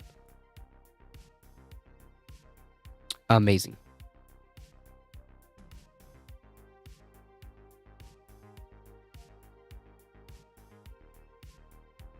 And notice how none of these paragraphs or none of these points actually address anything that Biden said about, even though he didn't name them specifically. It's very telling that it's Republicans who got ruffled, whose feathers got ruffled. And B, notice how none of this article, nowhere in this point, is disputing any of what Biden actually said. There's no attempt to address the actual points being put forth in any of this article, and you can read it for yourself. Instead, they have to resort to like, okay, this is all cool, and then like, we need to talk about inflation real quick. Just hopefully people forget about, the actual points being made, and we'll move on. Classic.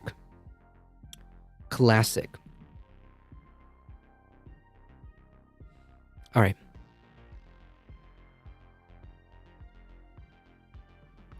So I think we need to talk about this. Americans billionaires spent a record of $880 million in the U.S. midterms. Cool.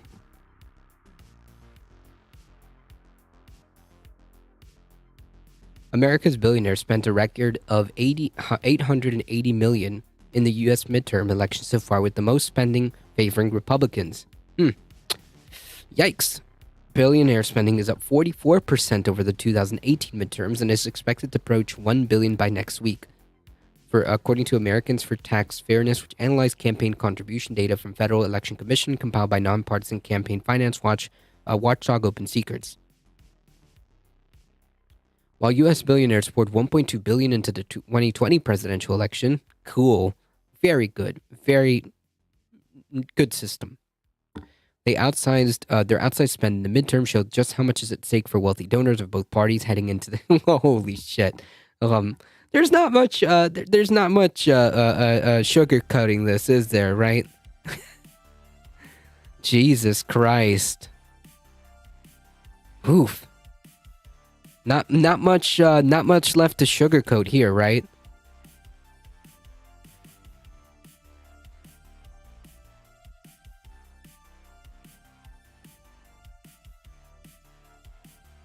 Translation. The wealthiest of wealthiest people are literally battling it out to see like how their interests are going to play out.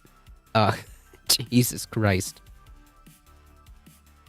To protect their own interests, I should say.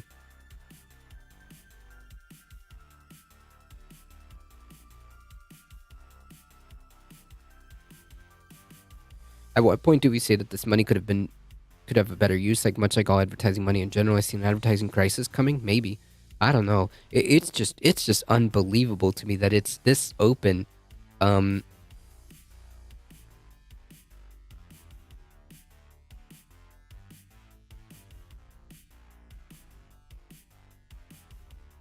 No sugarcoating at all.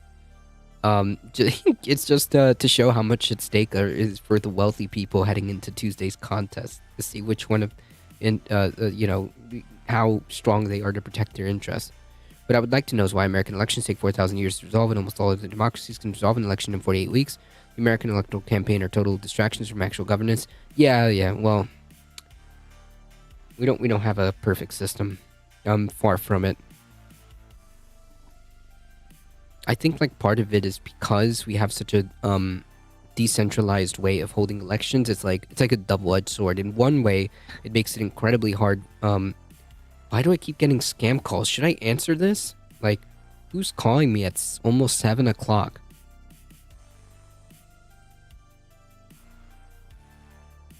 Should I answer the scam likely call?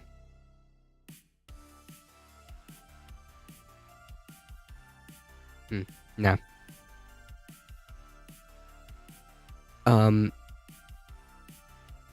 Yeah, so I was saying, like, it's a double-edged sword, right? Like, on one hand, it's like because our elections are all handled, each state does their own thing, so processes are different for 50 states. I could see that.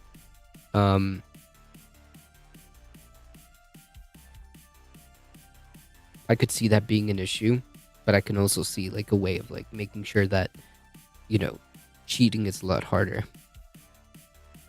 Like I can vote from home, no problem. People in other states could go to a poll and find out it's been moved or not there anymore. Yeah. Like each state is like is completely different. So it's both a big problem and it's both a way of like avoiding, ways of cheating. I don't know. To me, it's like a double-edged sword. Their spending also highlights growing concern over the outside influence of super wealthy political donors who can now contribute unlimited sums of money to so-called super PACs, which don't limit individual donors. If we're going to have a democracy that works for everyone, we need to greatly curb the influence of billionaire money in our politics. Yeah, no shit. Billionaires are funding ideologies on parties on both sides. Their spending was about yes, both sides.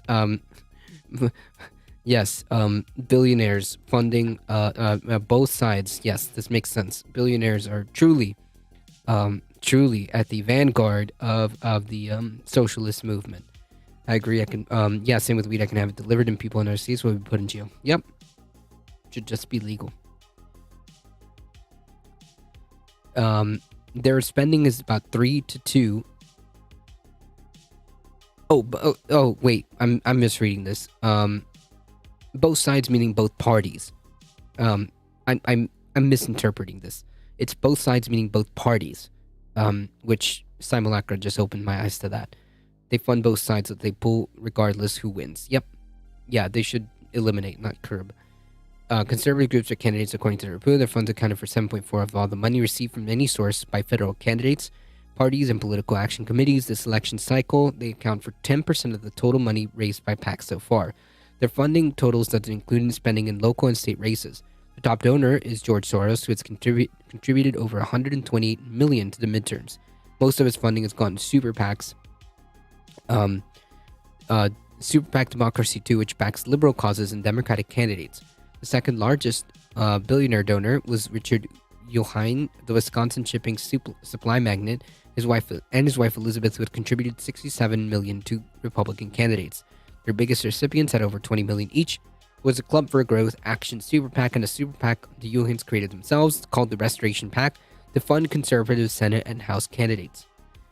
They have given a total of $33.5 million to a single candidate Super PAC in Wisconsin supporting Representative GOP Ron Johnson. Nice. Hedge fund billionaire Ken Griffin, who's becoming increasingly active in GOP politics, was the third largest billionaire political funder.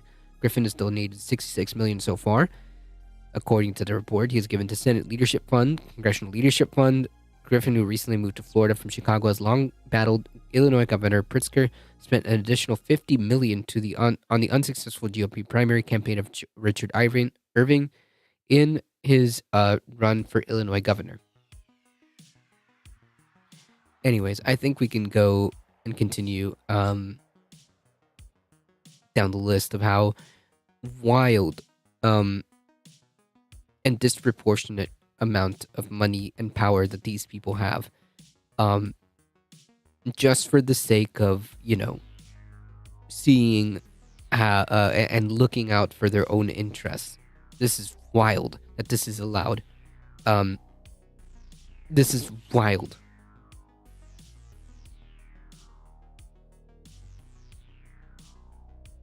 Wild. This shouldn't be like in an ideal democratic system. This shouldn't even be a thing.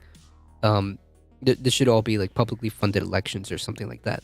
Like this just unbelievable. This like grotesque amount of money is just baffling. It's just wild. It shouldn't be a thing. Um, but yeah, that's just to illustrate just how much of a democracy we are. uh, good memes. Good memes.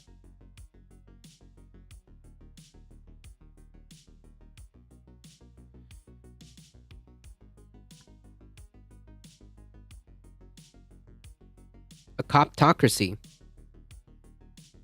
Well, I would say we're a oligarchy plutocracy. Maybe that's closer.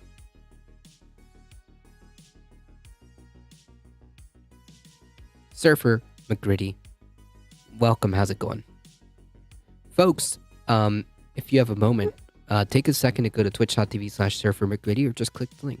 I was making a joke. All right, hold on. Please clap. Make sure you go to twitch.tv/Surfer McGritty. If you see a little diamond in chat, chances are they're a content creator, so just go show them some love, yeah? I'm good, getting home from work. Nice. Good. I think we're gonna have to talk about this one. Well, all right. Since our time is a little bit limited, let's take priorities. Really quickly. This, the doctor who had to do the abortion for the 10-year-old, for those of you that don't remember, the 10-year-old rape victim from Ohio, that had to have an abortion in Indiana. She is now suing the Indiana Attorney General, because this asshole is just completely harassing and launching overbroad investigations and whatnot.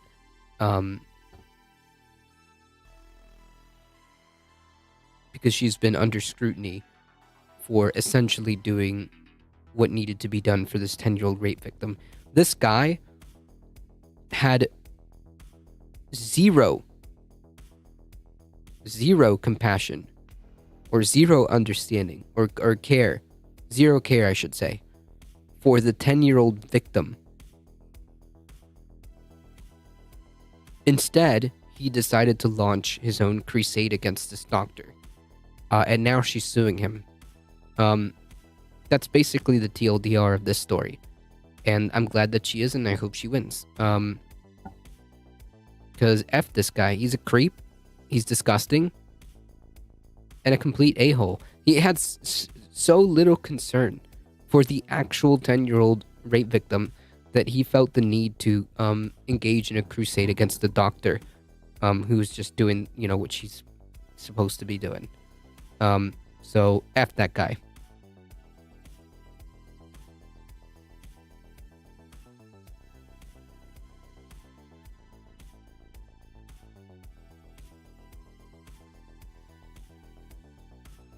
If you want to read the full article and get the full details, there it is.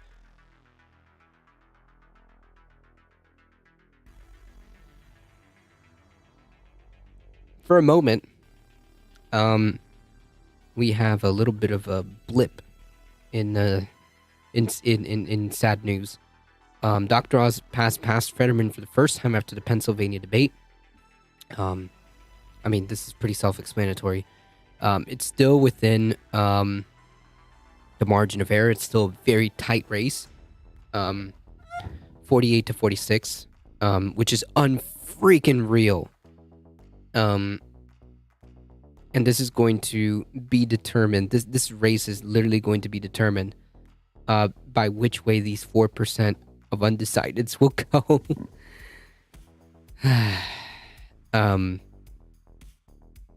So that's where we're at.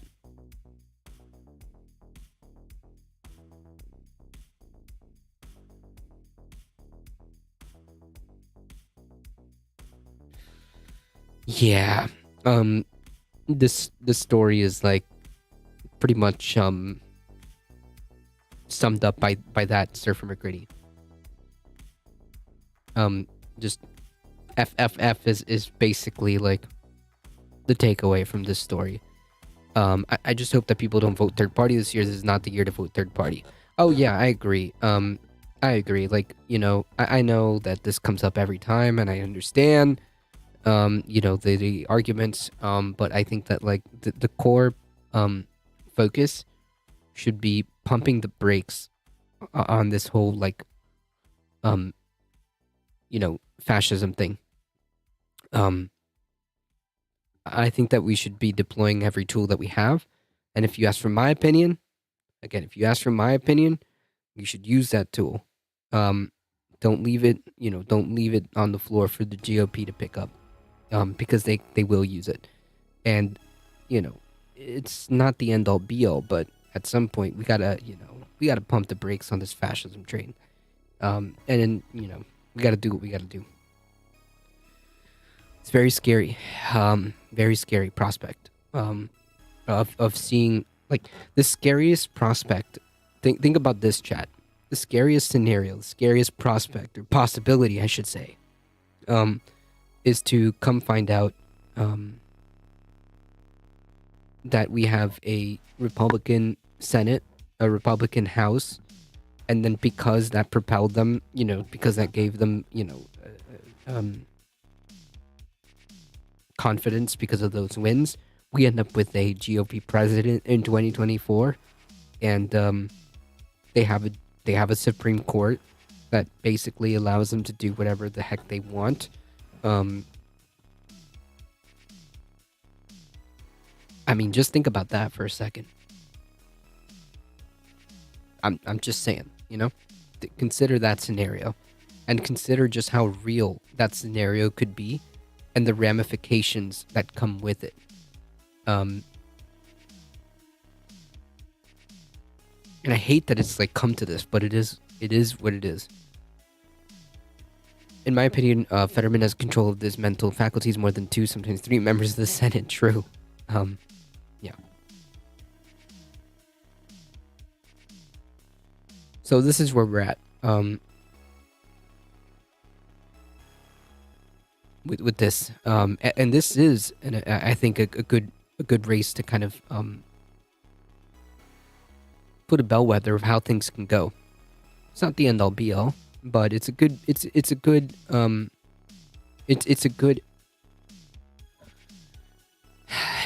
way of judging where things could go. I'm just saying. That's just my opinion.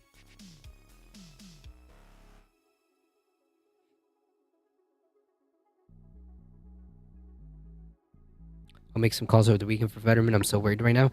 Yeah, I think a lot of us are, and for good reason. Not just for these races individually, but like the ramifications of what it could be, of what it could mean to find ourselves in a GOP controlled Senate, House, and as a consequence, because I've made this prediction. Should there be a scenario where the GOP wins both the House and the Senate, it's going to propel them in 2024. And I think if that does happen, they would win the presidency.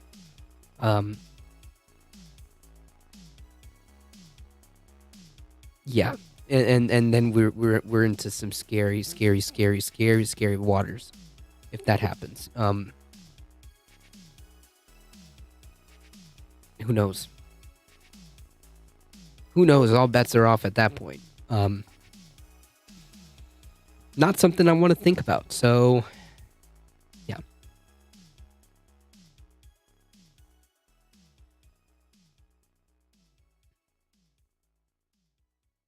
A Milwaukee election official could face criminal charges. Oh, Lord, there's an... Okay. No, come back. Stop it.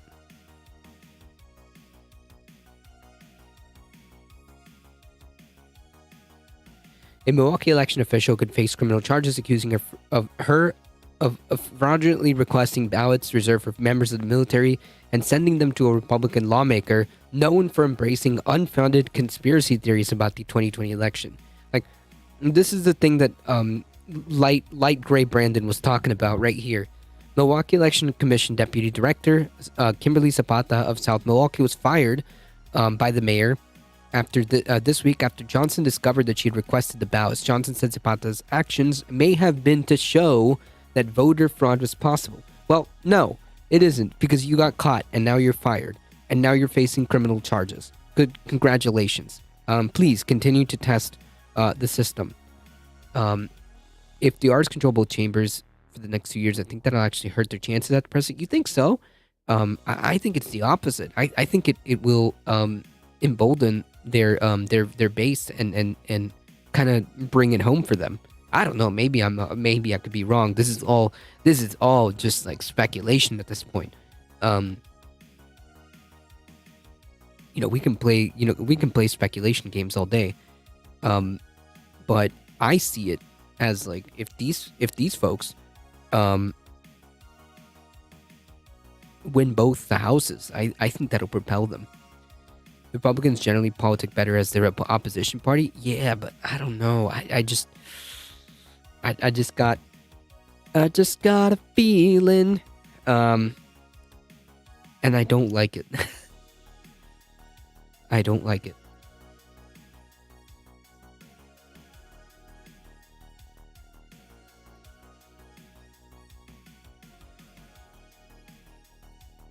Milwaukee election commissioner.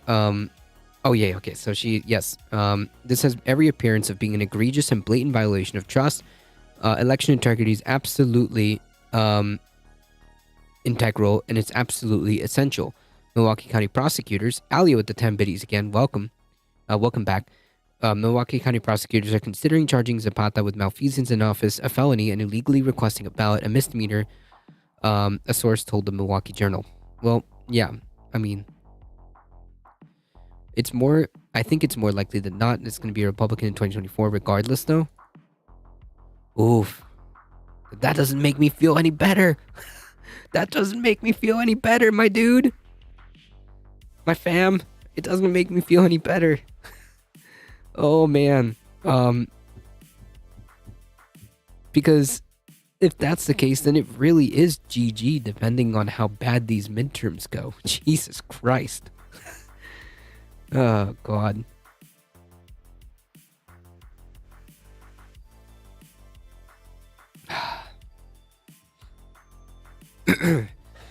That's, yeah. That's a... Yikes. I think that the near future is going to be bleak. You might be right. Yeah, you might be right. Until then, we're going to still do what we can, all right? Until then, we still do what we can with the time we have, with the tools we have, and so be it. Yeah. District Attorney John Chisholm said in a statement that the office is reviewing the election fraud allegations, and prosecutors expect charges to be filed in the coming days. Michael Maestelium, who's representing Zapata, declined to answer any questions. We will litigate this in the courtroom, not the media. So the TLDR is that, again, what light gray Brandon was talking about these consistent attacks on the veil, thin veneer of democracy, or thin veneer, little illusions of democratic processes that we do have. These people, the Republicans and conservatives, are completely and motivated to just chip away at them. And it's all based, and just kind of going back to what James was saying earlier, it's all just based on bullshit. It's all just based on a con man's lie. That's what's sad about this. A con man who came into power, deploying the biggest con ever, and now here we are. Bleak and downright scary. I'd say we basically are in 1930s Germany. Sheesh. Sheesh. Um, you know, I I want to say like I try to tell myself that these kind of statements are like hyperbolic, but like they're really not. Um, Surfer McGritty. Like I want to tell myself that they're hyperbolic and maybe we're just seeing too much. Um, but they're not.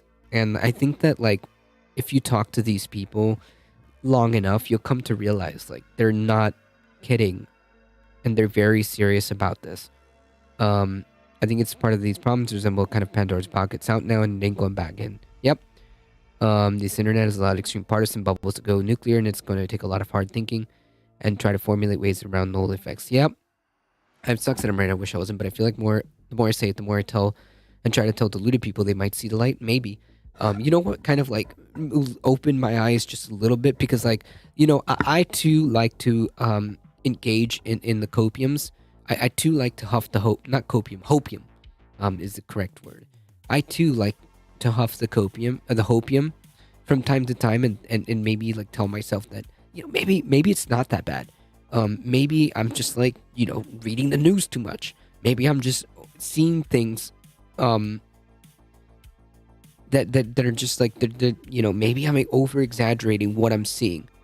Hope the copium, there you go. But like, I was literally having a debate, and by debate I mean like I was literally just like arguing against what can only be described as like a hard line, like far right, the works, identitarian, the whole like race thing, completely like far right, like whatever embodiment that you picture yourself when you hear the words far right, that's what this person was. And it clicked when they said that even though they didn't live here in America, that they were happy that the GOP was taking the turn that they were, because it means that it would bring about their ideology faster. And then it hit me. It's like, yeah, that's what they want. And they're very serious about it. And it's very scary. It's very, very scary. Because, well, they can and they will do all this. They can and they will implement a theocratic authoritarian state, in what can only be described as like some sort of theocratic, theo-fascist state, as someone put it to me, in chat. Left Flank Vets rating with 127 viewers. Jesus Christ! Welcome everybody. Ponscom, thank you for the follow. I appreciate that. Welcome everybody. Thank you. Thank you. Folks, if you do not know who I am or have not seen me before, I am A Difficult Truth. We do the news, we do the politics, Monday through Thursdays, 5 p.m. Eastern Time. If you want to hang out in one of the chillest places to be for the news and politics, after Left Flank Vets do their thing, right after Majority Report, we go there usually. Sometimes we hang out there, or sometimes we go to Rob Rousseau. And then in the evenings, if you guys are more than welcome to hang out here. We're here Monday through Thursdays, 5 p.m. Eastern Time. And of course, if you guys have a second and want to help us, and you think that this content it's worth supporting, head on over to the YouTube channel and do us a favor and just hit that big red subscribe button, and follow us here. It really does help us out. Thank you so much, Dopamine Queen. I appreciate that. You also get 5 free emotes if you follow here on Twitch, so that's a plus. Thanks for being welcoming. Of course. I appreciate all of you guys hanging in. Thank you to Marcus from Left Flank Vets. I appreciate that. Thank you for the raid and welcome everybody. Comrade Plastic Wolf, thank you for the follow. I appreciate that. Welcome. I think one thing you have to remember and remind yourself is that the internet does disproportionately empower minority factions of people and beliefs and ideas. What we see is not only curated to keep you there, of course, the almighty algorithms and whatnot. It's also not a true reflection of wider society. No. But I see a lot of these things manifesting themselves. You could see it in the way the GOP's ideology has progressed, right? Has been further and further and further and further, moving along the fascistic train, right?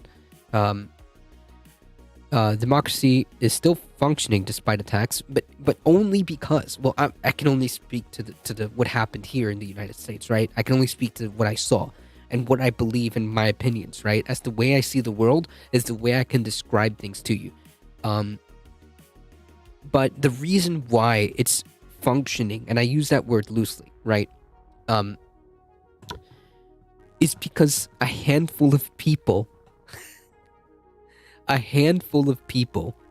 decided that they weren't going to play ball. And most people are still positive about the future, and people can let small impacts large and both negative. Yeah, I agree with this.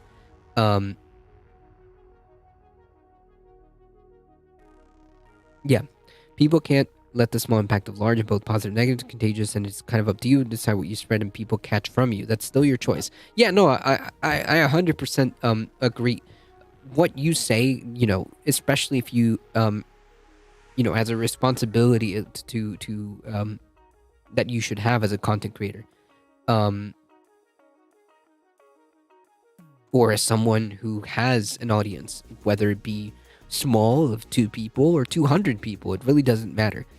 You are correct, James. What I would like for people to understand is to be realistic about what we're facing, so that we can do something about it and make this a better place. Make this a better place. But welcome, waiters. Hey, democracy is overrated. Make me your benevolent, loving king, and I will fix all your problems. True. True. That makes sense. Folks, also, before we continue, head on over to twitch.tv/leftflankvets. Go show them some love. Thank you so much for the massive raid. Touring News as well. If you guys haven't or don't know who Touring News is, I highly recommend you go follow their channel. You'll learn a thing or two. I see Alio with the diamond. I'm basically shouting out everybody I can see with a diamond. There's a few of you folks in here. Carpet packs. Raids from all the best streamers. True. Look at that. You're 100% correct.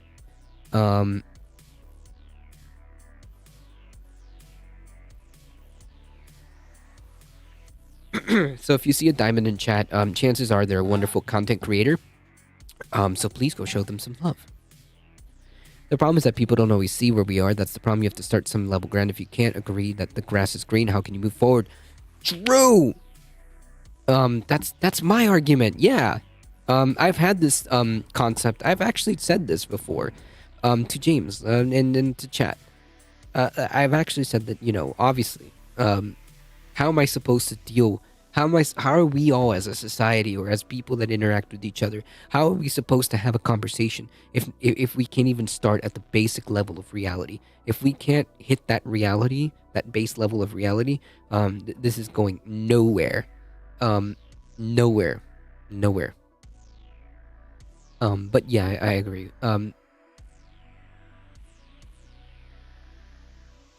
More importantly, to piggyback off of that, we also here, all of us, especially if you're here in the US, and we also have a power to change things ourselves.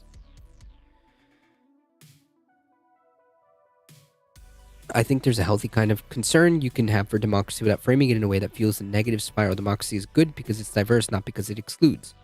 Yeah, it's good because it's stable, not because it can be overturned. Yeah.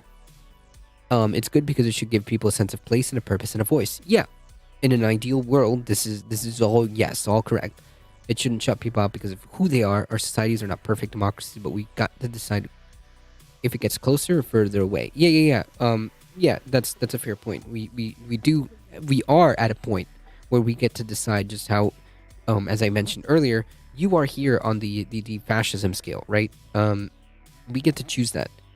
Um, and I think what I'm describing, and I think the way I'm describing it, um, by pointing out multiple, stories and making my evidence, making my case, consistently and effective, I think, um, is the way to go. Like, I'm not being hyperbolic when I say things like, hey, um, you know, there's clear problems here, and there's one party who wants to, you know, get rid of whatever semblance or thin veneer of democratic processes that we have. I don't think that's hyperbolic. I'm illustrating that time and time again, and that we do have the decision. We do have the power, should we choose, to make or break it, right? You're not springing the scientific method on us, are you? No, no, no. I promise I won't. I'm listening and I care about your problems, I care about your complaints, and I'm a good Bob. Yeah, sure. Alright, Bob. The benevolent, you know, the benevolent, autocrat.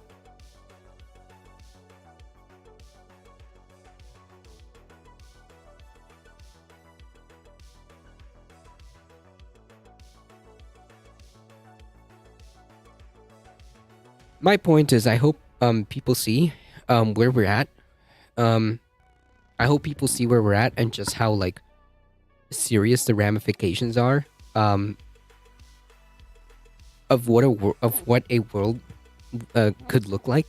That isn't hyperbolic. That isn't, the boy who cried wolf kind of deal, right? I want to make sure that I'm doing that right, and I hope that I am.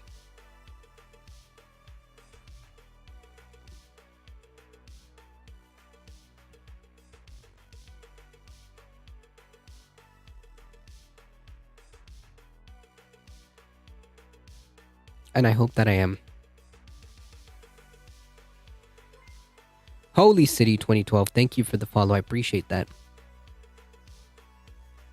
Oh, I feel like I've seen this username.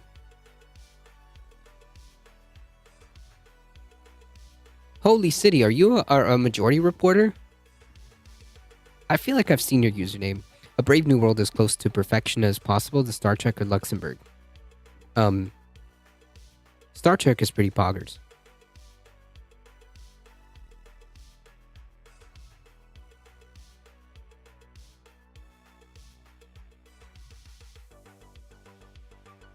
Hyperboles are cool. True. True.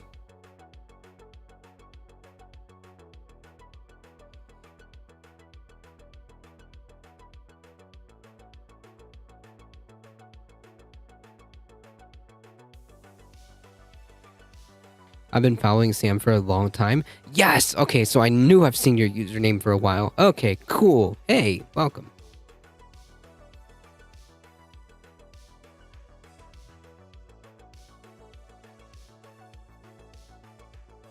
So I've got one more story for you guys.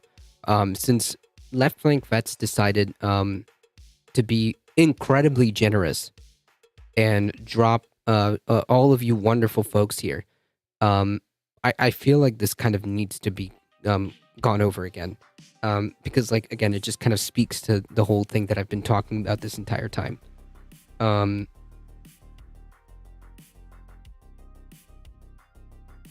So let's just get into it. Glad to be here. Thank you. I appreciate that. Thank you so much. As you can see, there may there may or may not be a little bit of influence going on over here. There may or may not be a tiny bit of influence as to where I'm from, or where my politics come from, or at least, at the very least, a basis.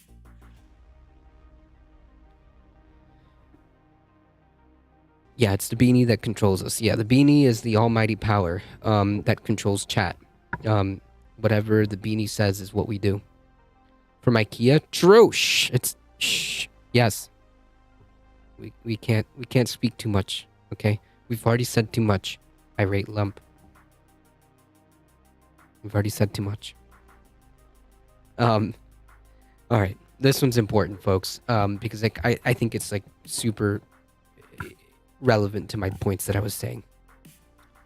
Oathkeeper had tried to reach Trump after January 6th. Days after the January 6th insurrection, the Oathkeeper founder Stuart Rhodes tried to get a message to the then president, Donald Trump, and urged him to fight to stay in power and, quote, save the Republic. Rhodes said in his message given to an intermediary that the Oathkeepers would support the Republican president if he invoked the Insurrection Act and called them up as his militia. As a militia. The message never made it to Trump. The intermediary, a Texas software developer and military veteran who testified yet an indirect way to reach the president, was taken aback by it and went to the FBI instead. So again, because this guy, this one dude, decided that he wasn't going to play ball, that he went too far or he got scared or whatever went through his mind at the moment. He had a way of making a direct, making a line of communication between these militias, these far-right extreme militias, and the president of the United States. Like, think about that for a second. That's just wild and unprecedented, in my opinion. I've never seen anything like that. Also, very recently, has declined in an interview with Pippa Norris, who takes a lot about the value of the drivers of right-wing politics in the modern era. Personally, I question why he's so late in the game, but her book came out in 2016. That's great, but that's just me. Cool. More stuff to read.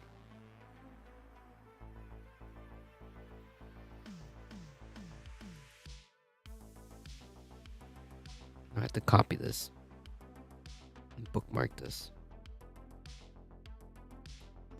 Yeah, there we go. Okay. That's asking for civil war on American ground. That means blood is going to be shed on the streets where your family is. Jason Alpers. It does. I can gift you the link to you if it doesn't work on Discord. Oh, it's okay. We have our ways of going around the silly paywall.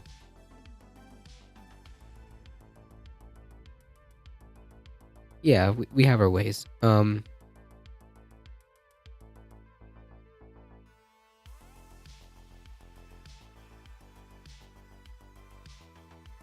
I've just bookmarked it so I can get to it at some point later.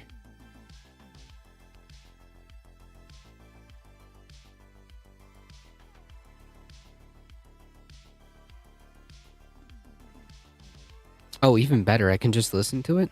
Oh, that's right. You said it was a podcast. Yeah, even better. Yeah, you can always send it to me on DMs as well. It would have wrapped me into agreeing with that ideology in some way, which I do not. So this is what stopped a message from this far right militia to get to the president. This is just wild. I just got to do a bit of research and be convincing for Trump. I would go with being a distant cousin from his father's side. Blah blah blah blah blah blah blah. No, stop, stop. Jurors also heard a recording of Alpers made of his meeting in Rhodes in a parking lot where the Oath Keepers leaders said that we should have brought rifles in reference to the Capitol insurrection. The group did have a large stash of weapons in a hotel room nearby Virginia. Again, like, this isn't hyperbole. This is literally what happened. These people were ready. And by pure luck, it landed upon this guy to make that decision. And he said no. And he didn't play ball.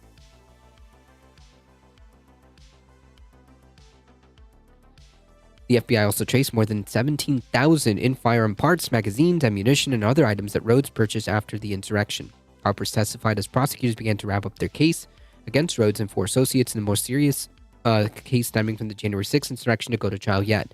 Prosecutors sought to show Rhodes the continued plot to stop the transfer of presidential power, even after the Capitol insurrection, which delayed the certification of Democrat Joe Biden's electoral victory.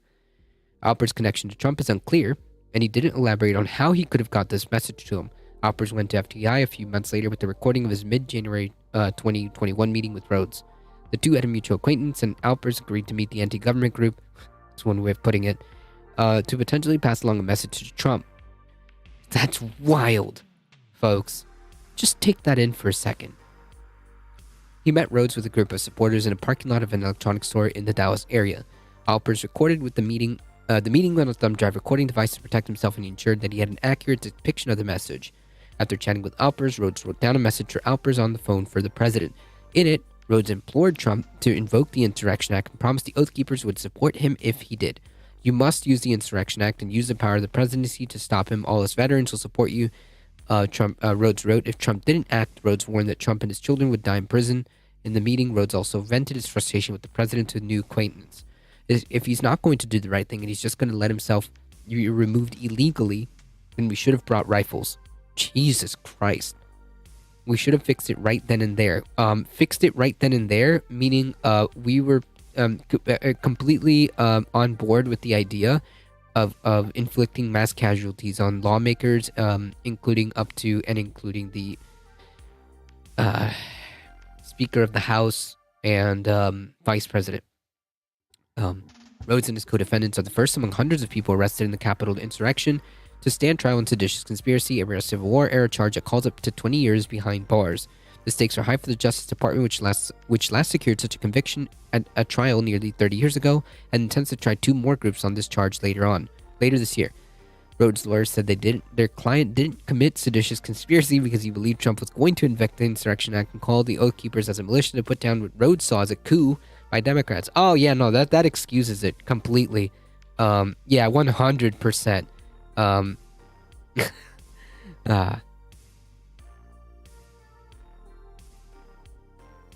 The Insurrection Act gives the president broad authority to call up military and decide what shape that force will take. Trump floated invoking it at other times because people within that inner circle suggested it to him, including, I think, even his lawyers. Shoot, actually, who was the person who suggested this? Was it like a general? Trump.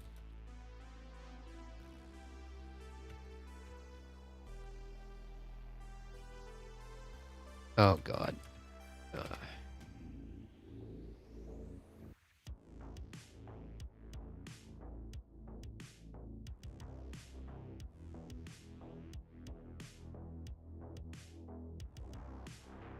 It was an aide. I'm sorry. It was an aide, who wrote like a draft. Yeah. Rhodes' lawyers argued that the client was merely lobbying a president to utilize the law. Sure, buddy, whatever. Even though there's like plenty of evidence that this guy and these far-right extreme militias were prepared to do that regardless. While questioning Alpers on the stand, defense attorneys sought to portray the message as another bombastic way to call on an elected official to invoke a law. Like, wait, are we not talking about how close of a line the President of the United States had to these extreme far-right militias? Like, we're skipping a hop away, my friends. I hate when they keep calling it a Civil War era law. No one ever considered organizing this kind of crap since that. Yeah, true.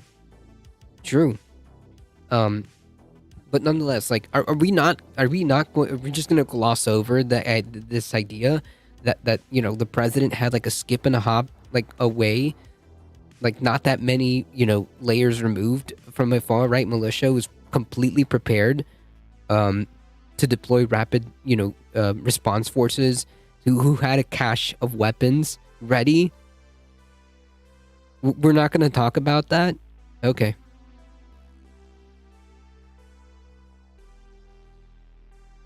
On trial, with Rhodes, Granbury, Texas, are Kelly Meggs, leader of the Florida chapter, Kenneth Harrelson, Thomas Caldwell, and Jessica Watkins, who led an Ohio militia group. Yeah. So that's where we're at.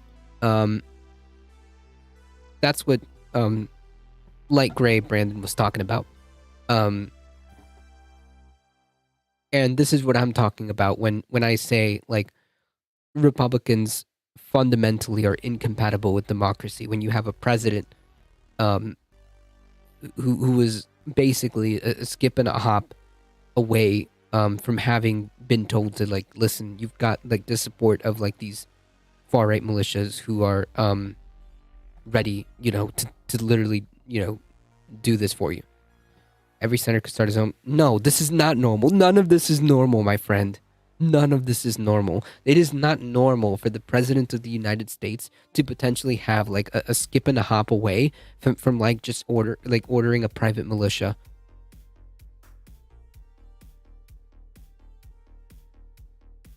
This is not normal at all.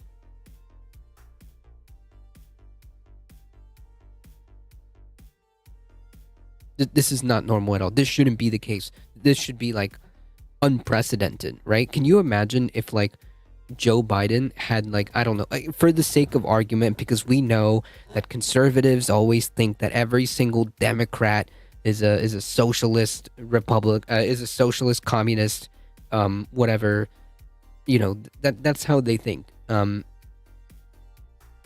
That's how they think of Democrats. So using that caricature, which is obviously not true, yeah, a democrat, a communist, whatever, socialist. Can you imagine if President Biden was a skip and a hop, away from like having a connection to like some, I don't know, yeah, fascist, communist, atheist, yeah, all of them, all of these things that completely don't make sense together. Exactly. To some like, to the extent that there are, had ties to like a left wing militia. Can you imagine the outrage? Can you imagine the outrage? We would never hear the end of this. Though they have backed off the Islamophobia the past few years, kind of. I mean, we still see it. It still surfaces up from time to time when they like, when they go after like Ilhan Omar, they call her names and whatnot. So that still surfaces up. That's still from time to time they bring it out, the old Islamophobia when it suits them. As long as there's some kind of bigotry that they can pull out, it works for them. It works for the conservatives. It doesn't have to be Islamophobia. They'll find other bigotry, forms of bigotry. I think the biggest one that they've kind of latched onto recently is like the whole transphobia thing. That's their biggest thing. I think the Trump being friendly with the Saudis probably did it. Maybe, but again, when it comes to like addressing Ilhan Omar, I think Trump like even was super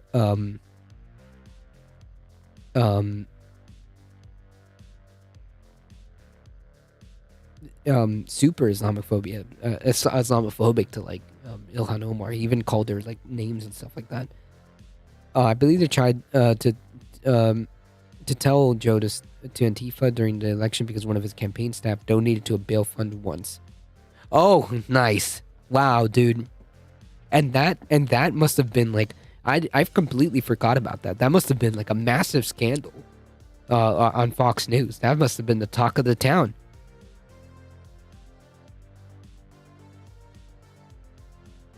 That must have been the talk of the town on Fox News. But the president of the United States, having like basically a skip and a hop away from being able to order a freaking far right extreme militia to overthrow a lawfully and done election. Not a peep. Not a peep. Conservative media is not talking about any of this.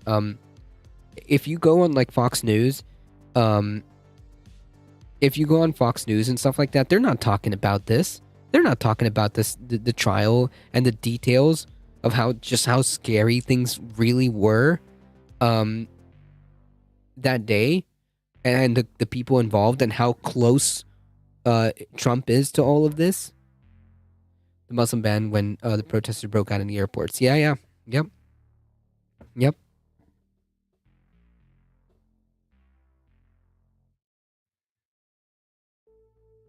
You don't see conservative media talk about this. You don't see the Daily Wire talk about this. You don't see like, Steven Crowder, any of the big conservative pundits talk about any of this. Nope. But the reason why I brought this story up, and I think I talked about it yesterday, um, is to continue to hammer down the point that I've been talking about this entire stream, which is like, man, it's very scary and how close things really were, from the things being completely different that day. The Fox line is that they're all drummed up outrage and the January 6 people are all political prisoners. Exactly, they're all patriots. They're all patriots who were just trying to do the right thing for their country. Right. Correct.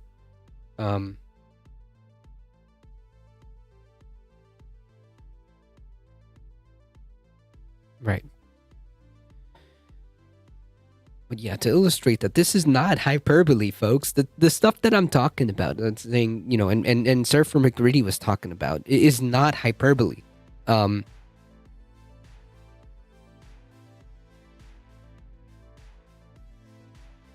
no, because political prisoners, it would mean it has a negative connotation. That's why they try to use those words as if they were unjustly being, held. That's the feels that they're trying to evoke when they use that terminology. It's about the feelings, my friend. It's about the feelings. That's why they use that term. Because it has a negative connotation, as if it was done unjustly. But that's not the case. Anyways, so what I was trying to say, and like to go back to the point that Surfer McGritty was talking about, is like, this is not hyperbole. This is not hyperbole about how extreme the Republican Party is, how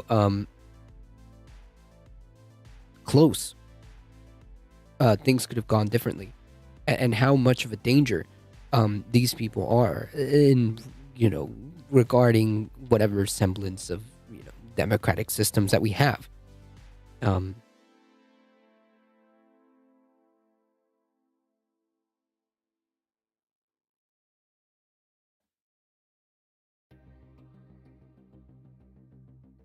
And this should motivate you, chat. This should motivate you because we do have still options and tools and things that we can do.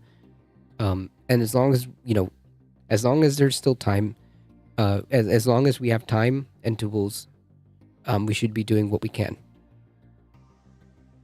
Yeah, it's about what they did. Yeah. Furthermore, I think Irate Lump also kind of nails it, right? They're not there because of politics. They're there because of the whole insurrectionary violent behavior. Protesting would be a good idea for starters. I mean, yes, obviously, there's nothing wrong with protesting. That should be kind of par for the course, right? That should kind of be like the default, right? I think another one is to start engaging in mutual aid, getting very familiar with your community, understanding the relevance of these elections, despite what you think about electoralism. It is still a tool, I think. And you should use that tool because you best believe that the conservatives will if you don't. And we all see what happens when they win elections. That's all I'm saying. But yes, mutual aid protests are also good. They're not mutually exclusive. You don't have to do either or.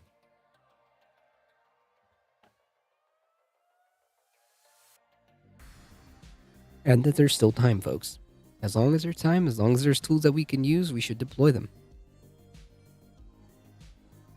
We shouldn't have to limit ourselves. That being said, folks, I do got to get going. It's already way past 7:30. I appreciate all of you guys hanging out. Thank you so much to Left Flank Vets and Touring News for the massive raids. If you guys see anybody with a little, diamond, consider following them. They're usually content creators. But huge thank you to Left Flank Vets. Huge thank you to Touring News for bringing their wonderful communities over. You guys have been great, have been awesome, have been one could even say poggers. one could even use the word poggers to to describe you guys. Thank you guys so much. I appreciate it. For real. Thank you for all the support. Thank you for all the follows. And if you enjoy the content, consider hitting the follow button and consider going on the YouTube and clicking the big red subscribe button. It really does help us out and spread the word. We're here Monday through Thursday, 5 p.m. Eastern time. So just join us. Thank you. I appreciate it. Thank you, Sharby Diesel, Michael Hassler. Thank you to all the people who have supported this channel. Thank you for the sub, Hambless. I appreciate that. Thank you to all the new follows. You guys are what makes this channel grow. I appreciate it. I really, really do. Unfortunately, I do gotta get going, so I appreciate you guys. Folks, please stay safe. Please take care of each other. I love you all, and I hope to see you guys in the next one. See ya!